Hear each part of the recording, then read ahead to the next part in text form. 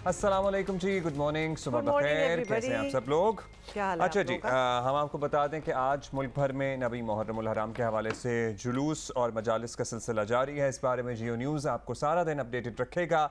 इसके अलावा जो बात हम करना चाहते हैं और जिस बात से हम दिन का आगाज़ करना चाहते हैं वो बात हम जितनी दफ़ा देख रहे हैं, वो मनाजिर आज़न वो हम जितनी दफ़ा देख रहे हैं, वो ख़बरें हम जितनी दफ़ा पढ़ रहे हैं और उनकी तारीफ़ी ट्वीट्स हमारी निगाहों से जितनी दफ़ा गुजर रही हैं, हमारा सीना, वैसे तो वहाँ बर्मिंघम में ये सब कुछ हुआ है, लेकिन हमारा सीना चौड़ा हो रहा है। अच्छा, ये बात ऐसी थी जिसके हम इंतज़ार में थे कि हमें यकीन था कि अरशद नदीम ने इस बार after his stellar performance in Olympics, तो अब तो हम कोई कमाल देखने वाले हैं, और कमाल भी कोई ऐसा कि जिसमें अरशद नदीम ने ऑफ कोर्स गोल्ड मेडल जीता, अपना पर्सनल बेस्ट भी परफॉर्म किया, कॉमनवेल्थ का भी रिकॉर्ड तोड़ा। तो मतलब उन्होंने कहा एक ही दफा करके दिखा दूं कि what I'm capable of, and of course he won the gold medal. So अब मैं बता दूं आपको, नीरज चोपड़ा जो इनके आइडल भी हैं, जिनको ये अपना लिटरली गुरु मानते हैं, इंडियन बहुत अच्छे मशहूर जैवलिन थ्रो हैं, वो भी अब मुझे लगता है कि डरना शुरू हो जाएंगे अरशद नदीम से, क्योंकि अब इंशाल्लाह ये रोके नहीं रुकते। अरशद नदीम ने जो थ्रो की है वो तो नीरज जिनका आप जिक्र कर रहे हैं, उन्होंने भी इतनी उनका भी इतना रिकॉर्ड नहीं है जितना इन्होंने किया। मतलब he has set a whole new standard, I would say, कि अब ये पार करके दिखाओ तो बात है। और ये हम आपको याद दिला दें, बल्कि आपको नहीं पता तो he did not have a coach over there. Arshad Nadeem के कोच उनके साथ नहीं थे और उनको एक एल्बो इंजरी हुई थी जिस पे लिटरली वो खुद एक ट्रीटमेंट कर रहे थे। सो लिहाजा आपको पता है कि ट्रेनिंग हमारे यहाँ कोई खास होती नहीं है, कोच उनके वहाँ थे नहीं, लेकिन डिटर्मिनेशन ऐसी थी कि मैं करके दिखाऊंगा despite all odds, and he did it. पता है क्या, जब इन हालात में हम अभी तो सेलिब्रेट कर रहे हैं, शुक्र कर रहे हैं कि अरशद ने अपने बलबूते पर, अपनी टीम और अपने कोचेस जो यहाँ से उनको ट्रेनिंग देते रहे हैं, उनके बलबूते पर इतना बड़ा कारनामा पाकिस्तान के लिए सरअंजाम दिया है। लेकिन आज से 1 साल पहले आप में से कितने लोग हैं जिन्हें पता था कि ये जैवलिन थ्रो नामी कोई गेम होता है? कितने बच्चे बच्चियां हैं? मतलब इन्होंने लिटरली इंट्रोड्यूस करा दिया। ऑल गोज टू अरशद, मतलब उसकी ओलंपिक्स की परफॉर्मेंस और उसके बाद आज यहाँ तक पहुँचना। हमें अब अपनी आंखें खोलनी होंगी कि दुनिया क्रिकेट के आगे भी है। हमारे गली मोहल्लों में जैवलिन थ्रो, हॉकी, फुटबॉल और दीगर स्पोर्ट्स और दीगर खेलों के बेहतरीन खिलाड़ी मौजूद हैं। हमें अपनी आंखों से लिटरली पर्दे उठाने होंगे। एक होता है ना कि घरों में जी किसी को बच्चे जिद करते हैं कि मुझे जी ये कंप्यूटर लेके दो, ये वो जो भी कोई चीज़ होती है, तो माँ बाप कहते हैं जी प्रूव करो कि तुम्हें कितनी ज़रूरत है और कितने तुम अच्छे हो तो बताएंगे। मतलब इन्होंने प्रूव कर दिया है। हमारे Pakistani athletes, sports persons, runners, swimmers, जितने भी हमारे वहाँ लोग गए हुए हैं, उन्होंने प्रूव कर दिया दैट वी आर डिजर्विंग।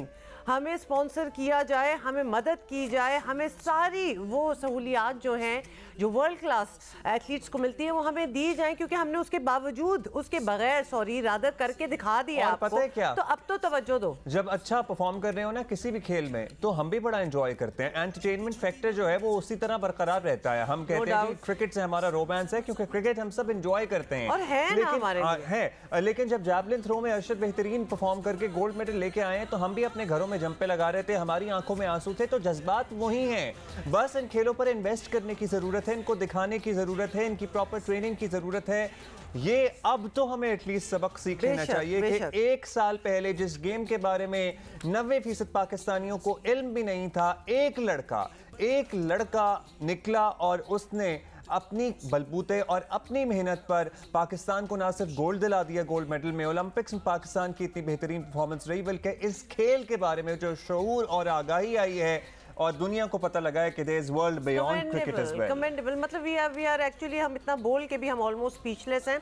जल्दी से आपको बता दें कि अरशद नदीम ने 5वीं बारी में, उनके 5वीं ट्राई में 90.18 मीटर्स की रिकॉर्ड जो था वो रिकॉर्ड थ्रो किया, और एशिया में ये दूसरे नंबर पर आ गए। इससे पहले 2017 में ऑलमोस्ट इससे ज्यादा एक खिलाड़ी की तो रिकॉर्ड वैसे ही उन्होंने ब्रेक कर दिया, और अपना पर्सनल बेस्ट। मतलब क्या जान मारी होगी कि अपने भी रिकॉर्ड्स में उन्होंने कभी नहीं, गुरु नीरज जिनको ये मानते हैं, उनका भी रिकॉर्ड तोड़ दिया है। अच्छा, उसके बाद मेडल जीतने के बाद इनका क्या कहना था, ये भी जरा सुने। अल्हम्दुलिल्लाह मैं सबसे पहले अल्लाह ताला का शुक्र अदा करता हूँ और वालदैन का शुक्र अदा करता हूँ जिनकी दुआओं से, और पाकिस्तानी पूरी कौम का मैं शुक्रिया अदा करता हूँ जो रात के टाइम जाग रहे हैं और मेरे लिए दुआ कर रहे थे। तो अल्हम्दुलिल्लाह अल्लाह ताला ने मुझे मेडल दिया है, मैं आज अल्हम्दुलिल्लाह बहुत खुश हूँ। तो फैंस को ये कहना चाहूँगा कि जैसे कि मुझे इंजरी भी थी और मेरे फैंस चाहते थे कि आप गोल्ड जीतो, और मैं अल्हम्दुलिल्लाह पूरी उम्मीद के साथ आया था कि मैं इंशाल्लाह ज़रूर अपने फैंस के लिए इंशाल्लाह गोल्ड जीतूंगा। तो अल्लाह ताला ने इन सब की दुआओं से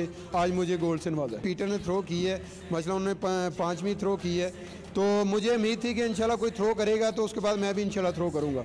और तो अल्लाह ताला ने ये देखें कि अल्लाह ताला ने थ्रो करवाई है, क्योंकि जज्बा था कि मैंने इंशाल्लाह गोल्ड जीतना है। तो पीछे पाकिस्तानी कौम की बहुत सी सारी दुआएं थी, रात का टाइम था। चोपड़ा भाई नहीं आए क्योंकि वो इंजरी का शिकार हैं, तो मैं उनको कहूँगा कि नेक्स्ट जो कंपटीशन आ रहे हैं उन गुड लक कहता हूँ, और अल्लाह ताला उनको सेहत दे। अगर वो भी होते तो शायद और भी मज़ा आता, लेकिन मैं फिर भी शुक्रिया अदा करूँगा अपनी पाकिस्तानी कौम का जिनकी दुआओं से अल्लाह ताला आज मुझे गोल्ड दिया। गवर्नमेंट भी अल्हम्दुलिल्लाह कर रही है, सारा कुछ कर रही है, लेकिन कि मैं कहता हूँ कि जैसे कि आउट ऑफ कंट्री में फैसिलिटीज़ दी जाती हैं वर्ल्ड लेवल की, इसी तरह मैं गवर्नमेंट से अपील करता हूँ कि हमें ग्राउंड दिया जाए और हमें जो जेवलिन वर्ल्ड के वो दिए जाए, ताकि हम अच्छा ट्रेनिंग कर सकें और अच्छी परफॉर्म करें, पूरी दुनिया में पाकिस्तान का नाम रोशन। तुर्की इंशाल्लाह जा रहा हूँ, मुझे इंजरी भी है और इंज भी अल्हम्दुलिल्लाह डॉक्टर अफसर बादशाह साहब वर्क कर रहे हैं, तो इंशाल्लाह मैं उधर भी फाइट करूँगा। We are so proud of you Arshad. अल्लाह ताला आपको सलामत रखे। आपने पूरी पाकिस्तानी कौम को खुशी दी है, पाकिस्तान का नाम वर्ल्ड स्टेज पर आपने बुलंद किया है। लेकिन इस टाइम इस तरह की बातें करने का दिल नहीं चाह रहा, लेकिन हकीकत बताऊं कि कहीं दिल में अभी भी खटका है, कहीं खदशा है कि ये गोल्ड भी ले आए हैं। इससे पहले भी आपको पता है ओलंपिक्स में इनकी ज़बरदस्त परफॉर्मेंस थी, लेकिन फिर भी यू नो शायद इन्हें वो सहूलियात ना मिल सकें जो ये डिज़र्व करते हैं, शायद इन्हें वो चीज़ें ना मुहैया की जा सकें जो इनका हक बनता है। मतलब ये कितनी ही मतलब कि एक डिसअपॉइंटिंग डिप्रेसिंग बात है कि हम क्योंकि इतना कुछ हमारा पास्ट रैकेट इतना कुछ हमें दिखा चुका है कि हमें लगता है कि ऐसी भी कोई चीज़ होगी, और अगर हो गई तो इतना सरप्राइज होना नहीं चाहिए, बिकॉज कब हम रिकग्नाइज करेंगे हमारे डिज़र्विंग लोगों को। बल्कि मैं तो हर फील्ड की बात करूंगी, इधर स्पोर्ट्स की भी, कि हम क्या क्या तीर मार के आ जाते हैं, और यहाँ तो लिटरली तीर मारा गया है अगर इनको देखा जाए, फिर भी हम भूल से जाते हैं और उनको उस तरह ऑनर नहीं किया जाता जो करना चाहिए। But anyway we will not get into that. 5वीं इनकी अटेम्प्ट थी जिसमें इन्होंने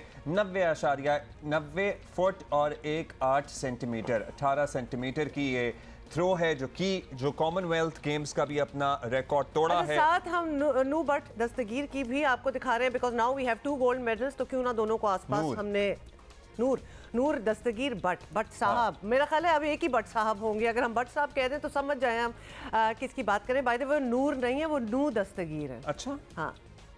तो एनीवे एक साइड पे आप 1 gold medalist Arshad Nadeem, the other side Butt साहब, और अब आपको बिल्कुल ना वो बट साहब, देयर इज ओनली 1 बट साहब आई थिंक। अब हम कहेंगे तो हमें पता होगा कि बात किसकी हो रही है। अच्छा, एक और मैं बात कहना चाहती हूँ, जब ये उस पोडियम पे खड़े होते हैं ना, और गोल्ड मेडल जिस तरह हम राइट साइड पे अरशद नदीम को दिखा रहे हैं, और फिर तराना जो है वो बजता है, और पूरी दुनिया रिगार्डलेस उस स्टेडियम में जो होती है, वो कहीं के भी हो, वो खड़े हो जाते हैं, क्योंकि there is a mutual respect. That is the beauty of sports, कि स्पोर्ट्स में आपका एक personal competition with the other sports person, उसके बाद सारे रिकग्नाइज करते हैं डिस्पाइट आप कहीं से भी आए हो, कि किसने सबसे बेहतर परफॉर्म किया। आप इंडिया से हो, पाकिस्तान से हो, बांग्लादेश से हो, नाइजीरिया, कहीं से भी हो, everybody respects you for your talent, और सारे फिर खड़े होते हैं और वो feeling Everybody has to accept। अच्छा, हम ओवरऑल अपने मेडल्स भी बता दें कि हम कितने मेडल्स पाकिस्तान अब तक जीत चुका है। पाकिस्तान ने 2 सोने, 3 चांदी और 3 ब्रॉन्ज मेडल अपने नाम किए हैं। चांदी के तमगों में इनाम बट, जमान अनवर और शरीफ ताहिर हैं। कांसी के तमगे हासिल किए हैं शाह हुसैन, अली असद, इनायतुल्लाह। तो लिहाजा हमारे जो कंटिंजेंट है ना, जबरदस्त अचीवमेंट्स के साथ वापस तो आएगा ही, लेकिन एट द सेम टाइम आपको बताएं कि हमारा और अरशद नदीम एज एन जियो पाकिस्तान और अरशद नदीम का भी बड़ा स्पेशल एक बॉन्ड है, क्योंकि हम भी अब इन्हें कुछ अरसे से जानते हैं। इनकी परफॉर्मेंस पे बहुत दफ़ा इनसे बात हो चुकी है, और 3 अगस्त को, ये अभी 3 अगस्त को हमने इनसे खुसूसी बात की थी, और वो उस वक्त भी पुरुम्मीद थे कि इंशाअल्लाह कोई तो कारनामा करेंगे ही। तो एग्जैक्टली क्या कारनामा वापस नहीं आएंगे, वो सुनते हैं ज़रा। जैसा कि मैंने कॉमनवेल्थ गेम से पहले भी बहुत सी कामयाबियाँ हासिल की हैं पाकिस्तानी कौम की दुआओं से। उनका मेरे साथ बहुत प्यार है, मोहब्बत है, तो अल्हम्दुलिल्लाह मैं कामयाबियाँ हासिल कर रहा हूँ। जैसा कि कॉमनवेल्थ गेम्स की तैयारियाँ बहुत अच्छी हैं और अल्हम्दुलिल्लाह बड़ी होप है कि इंशाल्लाह मैं फ़ाइट करूँगा। अगर मैं अपनी बेस्ट थ्रो करता हूँ तो इंशाल्लाह हमारा ज़रूर मेडल आएगा। और पाकिस्तानी कौम से मैं यही कहूँगा कि मज़ीद मेरे लिए दुआ करें ताकि मैं कॉमनवेल्थ गेम्स में अच्छा परफॉर्म करूँ और पाकिस्तानी कौम के लिए सो इंशाअल्लाह ज़रूर मेडल आएगा। यही हमारी गुफ्तगू का इख्तिताम था। और उसके बाद क्या हुआ कि दुनिया ने देखा कि पाकिस्तान को पता है क्या, एक होता है गोल्ड ले लेना, एक होता है इस तरह से गोल्ड लेना कि गेम्स का रिकॉर्ड ही तोड़ देना और उसके बाद बाकियों को चुप करा देना। मतलब there is no doubt left, there is no question left.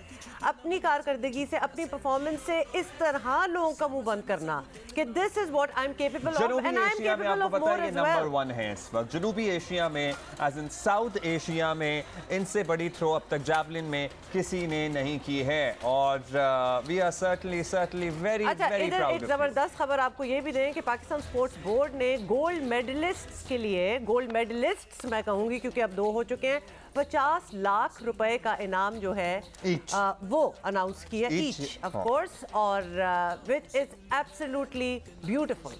मतलब कि बहुत डिजर्विंग हैं ये लोग, इन्होंने जो काम किए। अच्छा, और ये नहीं होता कि जी अब गेम्स आ रही हैं 2 महीने पहले स्टार्ट हो जाओ, इन्होंने अपनी ज़िंदगी लगाई है इसके लिए। This is a dream, a passion जिसके लिए पूरी ज़िंदगी काम करते हैं। आपका लाइफस्टाइल, आपकी फूड इनटेक, आपका उठना बैठना, इवन आपकी सोहबत कि आप किसके साथ किस में मिंगल कर रहे हैं, किन लोगों में रह रहे हैं, everything inspires you to achieve this moment. अच्छा, एक अरशद हमारे सामने कहानी है। लिटरली इंजरी के बावजूद, लैक ऑफ फैसिलिटीज़ के बावजूद ये यहाँ तक पहुँचे हैं। मतलब ओलंपिक्स में भी इन्होंने जो कारनामा सर अंजाम दिया था, हमें लग गया था पता, इल्म हो गया था हमें कि मगर at the stage of Olympics अगर ये पाकिस्तान को इतने आगे तक लेके जा सकते हैं तो फिर इनमें बहुत पोटेंशियल है। इसी तरह नूह की बात करें, भट्ट साहब की बात करें, तो वो लिटरली अपने घर में, अपने घर का जिम है उनका और अपने अब्बू से ट्रेनिंग लेते रहे हैं। वालिद साहब खुद गोल्ड मेडलिस्ट रहे हैं, अपने वालिद साहब से ट्रेनिंग लेकर वो यहाँ तक पहुँच गए हैं। तो अगर इन लोगों को 90 से आगे उन्होंने कोई लाइन ही नहीं लगाई हुई। मतलब मैंने भी आपको पता ये नोट की थी बात कि 90 से आगे कोई यहाँ तक कौन आएगा, तो उन्होंने कहा कि अच्छा एक सेकंड में इसके आगे भी थोड़ा सा जाके दिखाता हूँ। आई थिंक इनको आगे भी एक जो डिमार्केशन है वो देनी पड़ेगी, because you never know what this man is capable of. So बहुत सारी दुआएं हैं आपको। आपने सर्टनली हमें, पूरी पाकिस्तानी कौम को बहुत खुश किया है। ना सिर्फ हम अरशद नदीम का जिक्र करेंगे, इससे पहले हमने नूह दस्तगीर भट्ट का भी जिक्र किया था, तो उन्होंने भी पावर लिफ्टिंग, वेट लिफ्टिंग में जो कारनामा सर अंजाम दिया है उसकी भी दोबारा से हम तारीफ़ करेंगे।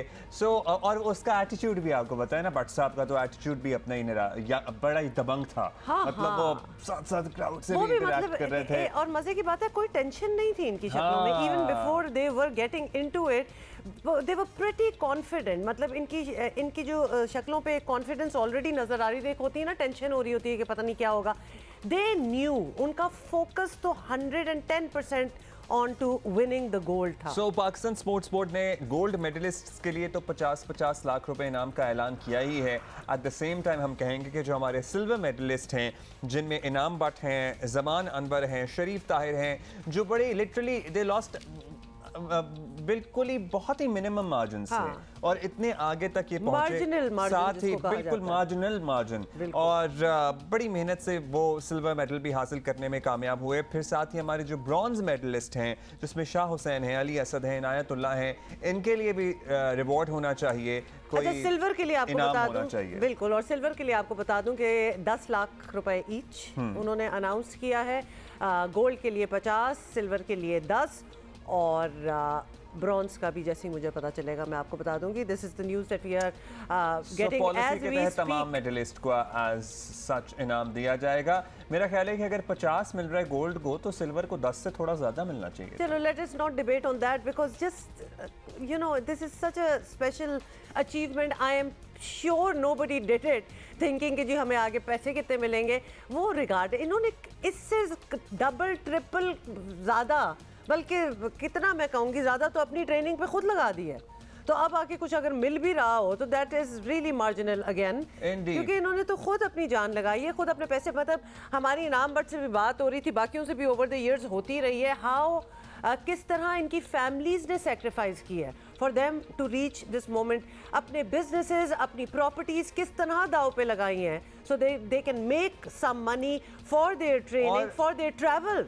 आपको पता है ट्रैवल के लिए कोई वीजा इश्यूज, ट्रैवल इश्यूज, क्या कुछ नहीं इन लोगों ने अपनी जर्नी में बर्दाश्त किया होता है और उसके बाद ये कहीं जाकर यहाँ पर पहुँचते हैं। एट द सेम टाइम हम कहते हैं ना कि पैसे बेमानी है, मेरा ख्याल है पैसे बहुत इंपॉर्टेंट हैं at the end of the day, क्योंकि हमारे जितने इश्यूज फाइनेंशियल इश्यूज की वजह से हमारी स्पोर्ट्स में आ रहे हैं, शायद ही किसी और वजह से आ रहे हों। हॉकी का आपको पता है क्या हाल है, वहाँ पर डेली स्टाइपेंड नहीं मिलता, कोच को तनख्वाही नहीं मिलती। अगर हमारे कौमी खेल में पैसे नहीं है तो बाकी खेल में आप सोचिए कि क्या ही हाल होगा। अच्छा, कौमी क्रिकेट टीम के कप्तान और हमारे हीरो बाबर आजम ने, आपको याद होगा एक दफ़ा फिर आपको बता दें कि नू दस्तगीर भट्ट साहब के गोल्ड मेडल पे उन्होंने अनाउंस किया था कि वो अपनी ज़ाती तौर पे अपनी साइड से अपनी खुशी से 20 लाख रुपए जो हैं उनको इनाम किए और उन्होंने ये अनाउंस किया था। तो बाबर आजम तैयार हो जाएं क्योंकि we have another gold medalist here, तो या फिर कोई और आ जाए सामने। बिल्कुल, अभी तो the games are still ongoing, तो कुछ भी हो सकता है, तो लिहाजा वी हैव अनदर। क्या सोच रहा हूँ कि लाहौर कलंदर वाले क्रिकेट में तो बड़ा इन्वेस्ट करते हैं, उन्हें जरा दीगर चीजों पे भी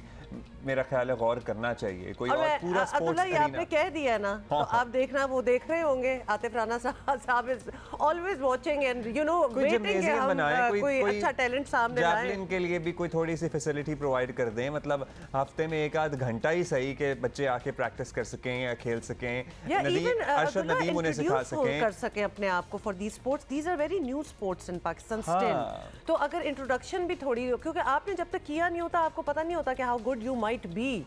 कुछ चीजें होती है ना, आपको खेल के फीलिंग होती है कि यार ये तो बड़ा, this is up my alley and I can do it. Huma, आपको पता है कि मेरी सुन ली गई है शायद, या तस्दीक कर लेते हैं हम कि जो सिल्वर मेडलिस्ट हैं उन्हें 20 लाख रुपए मिलेंगे पॉलिसी के तहत, और जो ब्रॉन्ज मेडलिस्ट हैं उन्हें 10 लाख रुपए मिलेंगे। सो गोल्ड मेडलिस्ट को मिलेंगे 50 लाख और सिल्वर मेडलिस्ट को मिलेंगे 20 लाख और ब्रॉन्ज मेडलिस्ट को मिलेंगे 10 लाख। सो पैसों से कतई नज़र, वैसे तो पैसे बहुत इंपॉर्टेंट हैं, मतलब इनकी आप इनकरेज होते हैं। वाई डू वी से कि भाई पैसे इंपॉर्टेंट है? पैसे बहुत इंपॉर्टेंट है, आपको सर्टनली आप पाकिस्तान का नाम रोशन कर रहे हैं, वो अपनी जगह, लेकिन आप इंसान भी हैं, आपकी ज़रूरियात भी हैं और आपको आगे भी इन्वेस्ट करना है। और मोस्टली पैसे तो इनके अपने ही कामों में आगे इन्वेस्ट हो जाते हैं। स्क्रीन पे लेफ्ट साइड पे आप ये देख रहे हैं कि रेस जिसको आप हम कहते हैं, और ये हीट अपने शजर अब्बास को हम मेंशन ना करें, ये ज़्यादती होगी। तो लिहाजा हम सोच भी नहीं सकते थे कि ये वर्ल्ड क्लास रनर्स में से हमारे भी एक होंगे who will qualify. He did not make it finally, that's another story, लेकिन वो फाइनलिस्ट में क्वालिफाई कर गए।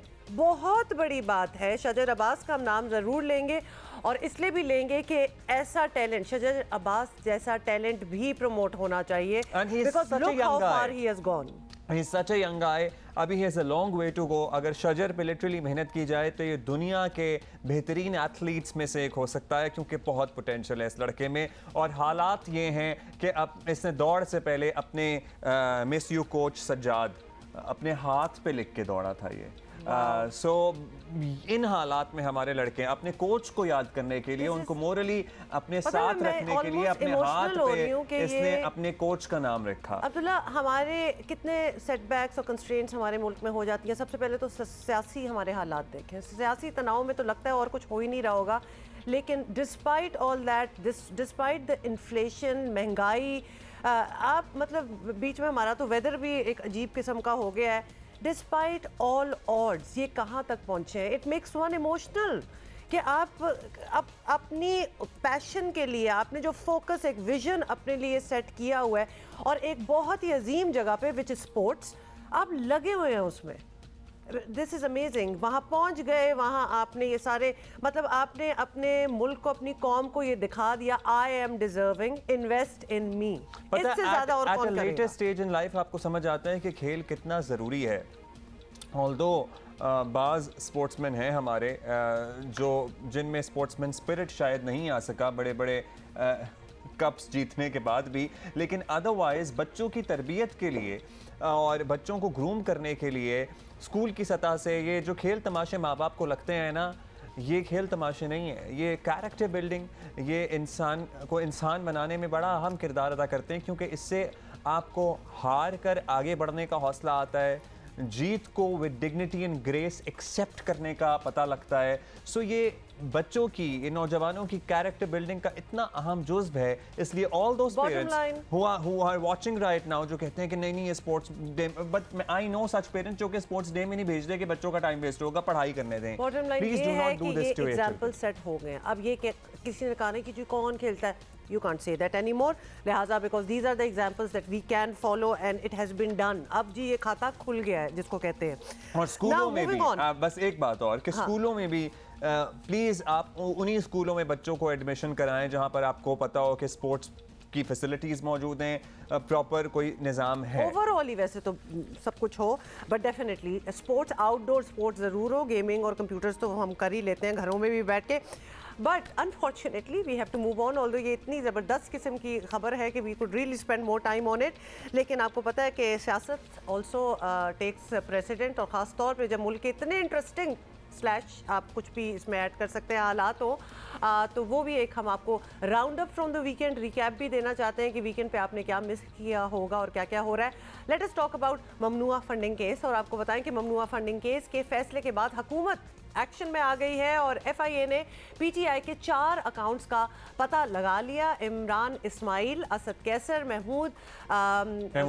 महमूद रशीद समेत दीगर रहनुमाओं को पूछताछ के लिए भी तलब कर लिया है, और जिस पे बहुत सी बात हो रही है। अगर आप ट्विटर पे भी देखें तो लोगों के, फवाद चौधरी साहब की भी बड़ी इंटरेस्टिंग किस्म की इस पे ट्वीट्स हैं, but we'll come to that later. जवाब में PTI भी राना सना और दीगर नून लीगी रहनुमाओं के खिलाफ पंजाब में मुकदमों की धमकियां दे रहे हैं। अब आपको बताएंगे फवाद चौधरी क्या कह रहे थे। जो इस वक्त मामला है वो ये है कि हमने फैसला किया है कि एक इकट्ठी जॉइंट इन्वेस्टिगेशन टीम जो है वो क्रिएट की जाए। ये तकरीबन दर्जनों FIRs हैं जो 25 मई के वाक़यात के ऊपर जो हैं वो दर्ज हो रही हैं, और उसमें जो राना सनाउल्लाह हैं उनको नामज़द किया गया है, उसमें अता तारड़ नामज़द हैं, हमज़ा शहबाज उसमें नामज़द हैं, अहमद मलिक साहब मेरे दोस्त हैं वो नामज़द हैं। इन तमाम लोगों को पंजाब पुलिस जो है वो इस जॉइंट इन्वेस्टिगेशन टीम में तलब करेगी, और हमें उम्मीद है जिस तरह राना साहब को हमसे तवक्को है कि हम FIA से ताउन करेंगे, हमें उम्मीद है कि राना साहब और अता तारड़, अहमद मलिक, ये जो है ये इस्लामाबाद में नहीं छुपेंगे और ये जाके इन्वेस्टिगेशन में शरीक होंगे। चलें जी, दोनों को ये तवक्कुआत पर पूरा कौन आज तक पूरा उतरा है तो हम सभी जानते हैं कि लेट्स सी कौन किससे कितना ताउन करता है। दूसरी तरफ तलाल चौधरी कहते हैं कि ममनुआ फंडिंग फैसले की रोशनी में ना सिर्फ इमरान खान नाअहल होंगे बल्कि पैसे भी जब्त होंगे। ओपन एंड शट केस है इमरान खान का।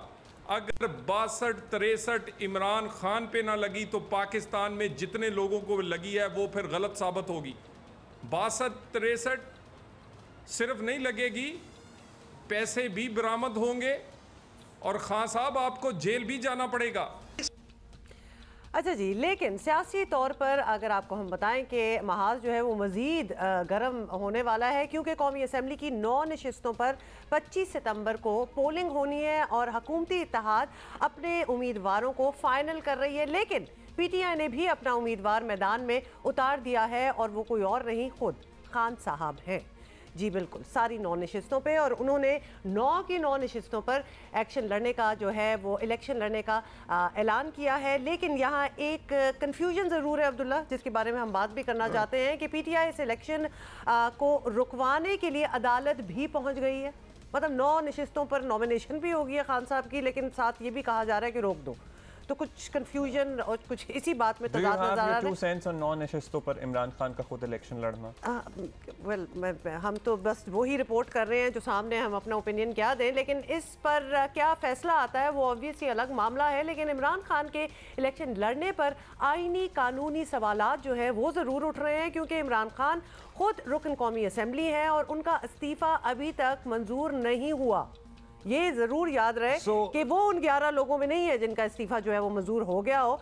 तो जब वो ऑलरेडी MNA हैं तो वो कैसे एक और सीट पर इलेक्शन लड़ सकते हैं? ये तो एक और नहीं, 9 मतलब कॉमन सेंस बात है ना। ये 9 तो चले बात की बात है, वो तो making a mockery of whole system and democracy है अपने टाइम। लेकिन हाँ, वो आई एम श्योर वो इंटेंशन होगी, लेकिन एट द सेम टाइम क्योंकि इमरान खान साहब का इस्तीफा ही मंजूर नहीं हुआ है तो वो तो अभी तक स्टिल MNA हैं, वो कैसे दूसरे हलकों से अब इलेक्शन के लिए मैदान में उतर सकते हैं? अगर इजाज़त मिल भी जाए तो इलेक्शन कमीशन में ममनुआ फंडिंग केस के फैसले में PTI बिलखुसूस जो कि चेयरमैन ने इमरान खान के खिलाफ जो फैसला दिया उसके बाद उन पर नाअहली की तलवार भी लटक सकती है।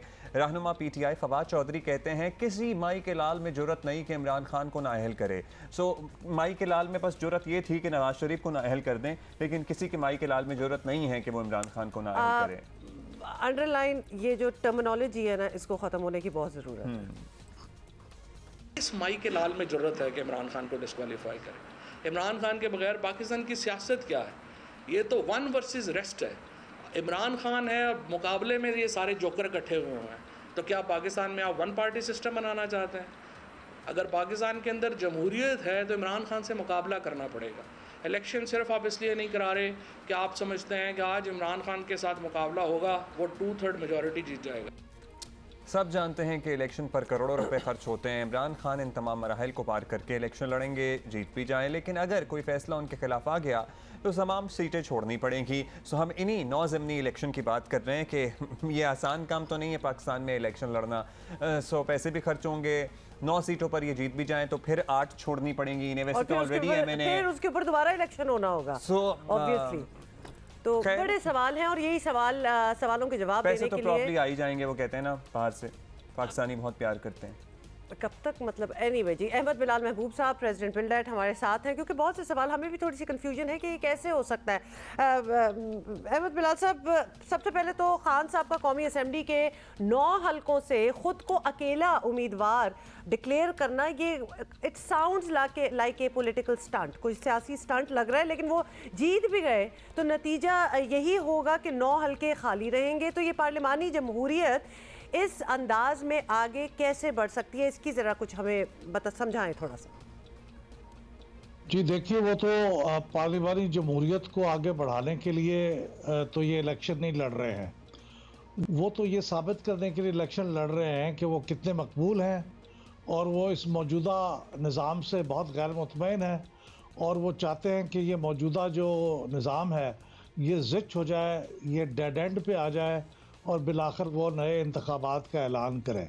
तो वो अपनी उस सियासी कैंपेन के हिस्से के तौर पे इलेक्शन लड़ रहे हैं, वरना यकीनन इससे कौमी खजाने का भी बहुत नुकसान है, इससे वसाइल का बहुत नुकसान है और इससे पार्लिमानी जमहूरियत के ऊपर लोगों का जो एतमाद है वो भी कमज़ोर होगा। यकीनन ये कोई अच्छी बात नहीं है, लेकिन बहरहाल उनकी एक सियासी ऑब्जेक्टिव्स हैं, वो एक कैंपेन है वो कर रहे हैं और उसी कैंपेन को आगे बढ़ाने के लिए उनके ख्याल में ये बहुत अच्छी एक सियासी तरकीब होगी उनके पास। अच्छा, आपको पता ही है फिर एक ही सीट रखते हैं। हम जनरल इलेक्शंस में ही देखें, ये तमाम लीडरान मल्टीपल सीटों पे इलेक्शन लड़ा, जीता भी, फिर जो छोड़ी सीटें वापस आकर रुख नहीं किया कभी उन हलकों का। उन इलाके के लोगों के साथ तो ज्यादती नहीं है। आप क्या समझते हैं अहमद बिलाल साहब? फिर वही बहस शुरू हो जाती है कि एक उम्मीदवार को एक से ज़्यादा हलकों में इलेक्शन लड़ने की इजाज़त ही क्यों है? ऐसी लिबर्टी का बज़ाहिर तो कोई फ़ायदा नज़र नहीं आता। जी, मैं तो हमेशा इस बात से मुत्तफिक रहा हूँ कि एक से ज़ायद या ज़्यादा से ज़्यादा 2 से ज़ायद अगर आप कॉन्स्टिट्यूंसीज़ में उम्मीदवार हों तो फिर उस सूरत में तीसरी कॉन्स्टिट्यूंसी के अंदर जो जुमला इलेक्शन के अखराजात हैं वो उस उम्मीदवार से वसूल किया जाए, यानी उसका सरकारी ख़जाने पे बोझ पड़ने की बजाय या तो इसको टोटली ममनू करार दे दिया जाए कि आप 2 से लड़ सकते हैं, 2 से ज़्यादा से नहीं लड़ सकते। और अगर आप इसको देना चाहते हैं तो फिर उसकी एक शर्त हो कि उसके भी जो एस्टिमेटेड एक्सपेंसेस हैं जो बाद में उनके खाली करने की वजह से वो होगा, इलेक्शन कमीशन को, हुकूमत को उठाने पड़ेंगे, तो वो अपनी जहाँ ज़र ज़मानत जमा कराते हैं उसके साथ वो उसके इलेक्शन एक्सपेंसेस भी जमा कराएं। तो ये मेरे ख्याल में डिस्करेज करेगी लोगों को और मैं इस बात का हामी हूँ। लेकिन जाहिर है कि इस वक्त ये नहीं किया जा सकता, तो ये इमरान खान स्पेसिफिक लेजिस्लेशन होगी, लेकिन ये है कि जब भी मौका मिले इसके बारे में कानून बनना चाहिए।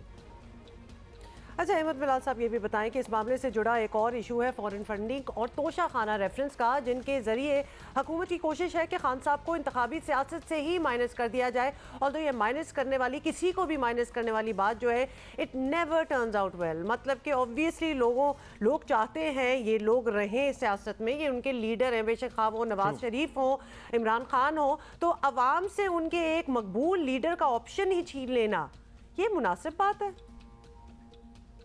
देखिए, ये जो कानून के मुताबिक अमल करना है, इसका ताल्लुक इस बात से नहीं होता कि ये इतने % मकबूलियत वाले आदमी पे कानून लागू होगा और उससे ज़्यादा वाले पे नहीं होगा। ऐसे तो नहीं हो सकता। तो कानून तो सबके लिए बराबर है और ख़ुद इमरान खान साहब भी ये कहते रहे हैं कि कानून छोटे बड़े हर आदमी के ऊपर लागू होना चाहिए। ये बदकिस्मती होगी कि अगर इमरान खान साहब इतने मकबूल लीडर हैं, गालबन मकबूल तरीन लीडर भी कह दें तो गलत नहीं होगा, और उनकी पार्टी सबसे बड़ी भी कह दें तो गलत नहीं होगा। लेकिन ये बदकिस्मती होगी कि अगर वो उन्होंने कानून की खिलाफ वर्जी की हो और उनके ऊपर कानून अपने लॉजिकल कंक्लूजन तक पहुँचे। लेकिन ये बहरहाल अगर कानून की खिलाफ वर्जी हुई है तो इस बात से कतई नज़र कि वो कितने मकबूल हैं, उसकी पेनल्टी तो उन्हें उसका अदा करनी चाहिए। ठीक, बहुत शुक्रिया अहमद साहब। लेकिन ये 9 नशिस्तों वाला मामला जो है ना, ये literally, I am sorry, I have to say this, it sounds like a personal referendum, कि मैं खुद प्रूफ करूं टू द वर्ल्ड कि मैं कितना पॉपुलर हूं और मुझे लोग कितना पसंद करते हैं और मुझे ही वोट देंगे। और तो मैं वो सीटें नहीं रख सकूंगा, लेकिन एटलीस्ट मेरी पॉपुलैरिटी कॉन्टेस्ट हो जाएगा। कितना सेल्फ प्रेज चाहिए किसी भी इंसान को वैसे। सो ये एक ब्रावाडो का एक नया नेक्स्ट लेवल है जिसका मुजाहरा किया जा रहा है। बाय द वे, कौमी ख़जाने से ऑलमोस्ट 80 करोड़ रुपए इन 9 नशिस्तों के इलेक्शन पर खर्च होंगे, जो बेसूद होंगे, क्योंकि 9 की 9 सीटें शायद, अव्वल तो पता नहीं इमरान खान सब कंटेस्ट कैसे करेंगे, क्योंकि वो ऑलरेडी MNA हैं, और 9 में से अगर उनका इस्तीफ़ा चलें हो भी गया और वो कंटेस्ट कर भी लें तो एक ही रख सकेंगे ना, बाकी सबसे तो रिज़ाइन ही कर देंगे। सो ये ऑलमोस्ट 1 अरब रुपए जो खर्च होंगे, इसका जिम्मेदार किसको ठहराना मतलब है? ये एक मजाक तो ना बनाए ना इस चीज़ का। एनीवे जी, कंवर दिलशाद अहमद साहब इज विद अस। अच्छा जी, कंवर साहब बहुत शुक्रिया आपका, साबिक सेक्रेटरी हैं इलेक्शन कमीशन के। कंवर साहब, अब बताइए, आपको हम इसी पे बात कर रहे हैं कि इमरान खान साहब ने इलेक्शन लड़ने का ऐलान किया है कि जी 9 सीटों से करेंगे, तो ये मुमकिन है कि एक MNA होते हुए इतनी सीटों से बैक वक्त उम्मीदवार हो सके? इलेक्शन कमीशन का पाकिस्तान और कॉन्स्टिट्यूशन जो है हमारा 973 का जो कॉन्स्टिट्यूशन है, उसमें आर्टिकल 223 के तहत, यानी 223 के तहत इमरान खान साहब जो हैं पाकिस्तान के हर हल्के से इंतखाब लड़ सकते हैं, उसमें कोई पाबंदी नहीं है। और इसी लिहाज से जब आइन के आर्टिकल 223 ने तहफ़्फ़ुज़ दिया है कि कोई भी उम्मीदवार जो है पाकिस्तान के कई जगह से इंतखाब लड़ सकता है, वहाँ लफ्ज़ लिखा हुआ है 2 या 2 से ज़्यादा। इसका मतलब यह है कि जहां मर्जी चाहे। अभी इमरान खान साहब ने 2018 के इलेक्शन में 5 हल्कों में इलेक्शन लड़ा, जुल्फ़िकार भुट्टो साहब ने 5 हल्कों से इंतखाब लड़े, बेनज़ीर भुट्टो साहबा ने 4 हल्कों से इंतखाब लड़े। तो ये सारा हमारा एक कानूनी तौर पर तहफ़्फ़ुज़ हासिल है कि वो पाकिस्तान की किसी जगह पे जहाँ भी चाहें, जितनी जगह नशिस्त पर चाहें इंतखाब में हिस्सा ले सकते हैं। लेकिन यहाँ जो 9 हल्कों में इंतखाब लड़ने वाली बात है, ये एक गैर रवायती सी बात है, गैर जमहूरी तरीके से बात है कि ठीक है 2 हल्कों में से 3 हल्कों में से आप इंतखाब लड़ के अपनी मकबूलियत का अंदाजा लगा लें, लेकिन 9 हल्कों में इंतखाब लड़ना फिर बाद में उनको इस्तीफा दे देना, ये दुरुस्त नहीं है। इससे एक बड़ा एक जमहूरी तौर पर भी नुकसान पहुंचेगा और अवाम के वोटर्स को भी पहुंचेगा। ये हमारे साथ ही मजाक कर रहे हैं। ऑलराइट, बिल्कुल। अच्छा, अब कंवर दिलशाद साहब, ये बड़ा इंटरेस्टिंग सिनारियो बन सकता है कि अगर खान साहब इलेक्शन लड़ने के मरहले तक पहुंच जाते हैं और अपने कागजात नामजदगी जमा कराते हैं, तो एक बड़ी दिलचस्प मरहला शुरू हो जाएगा।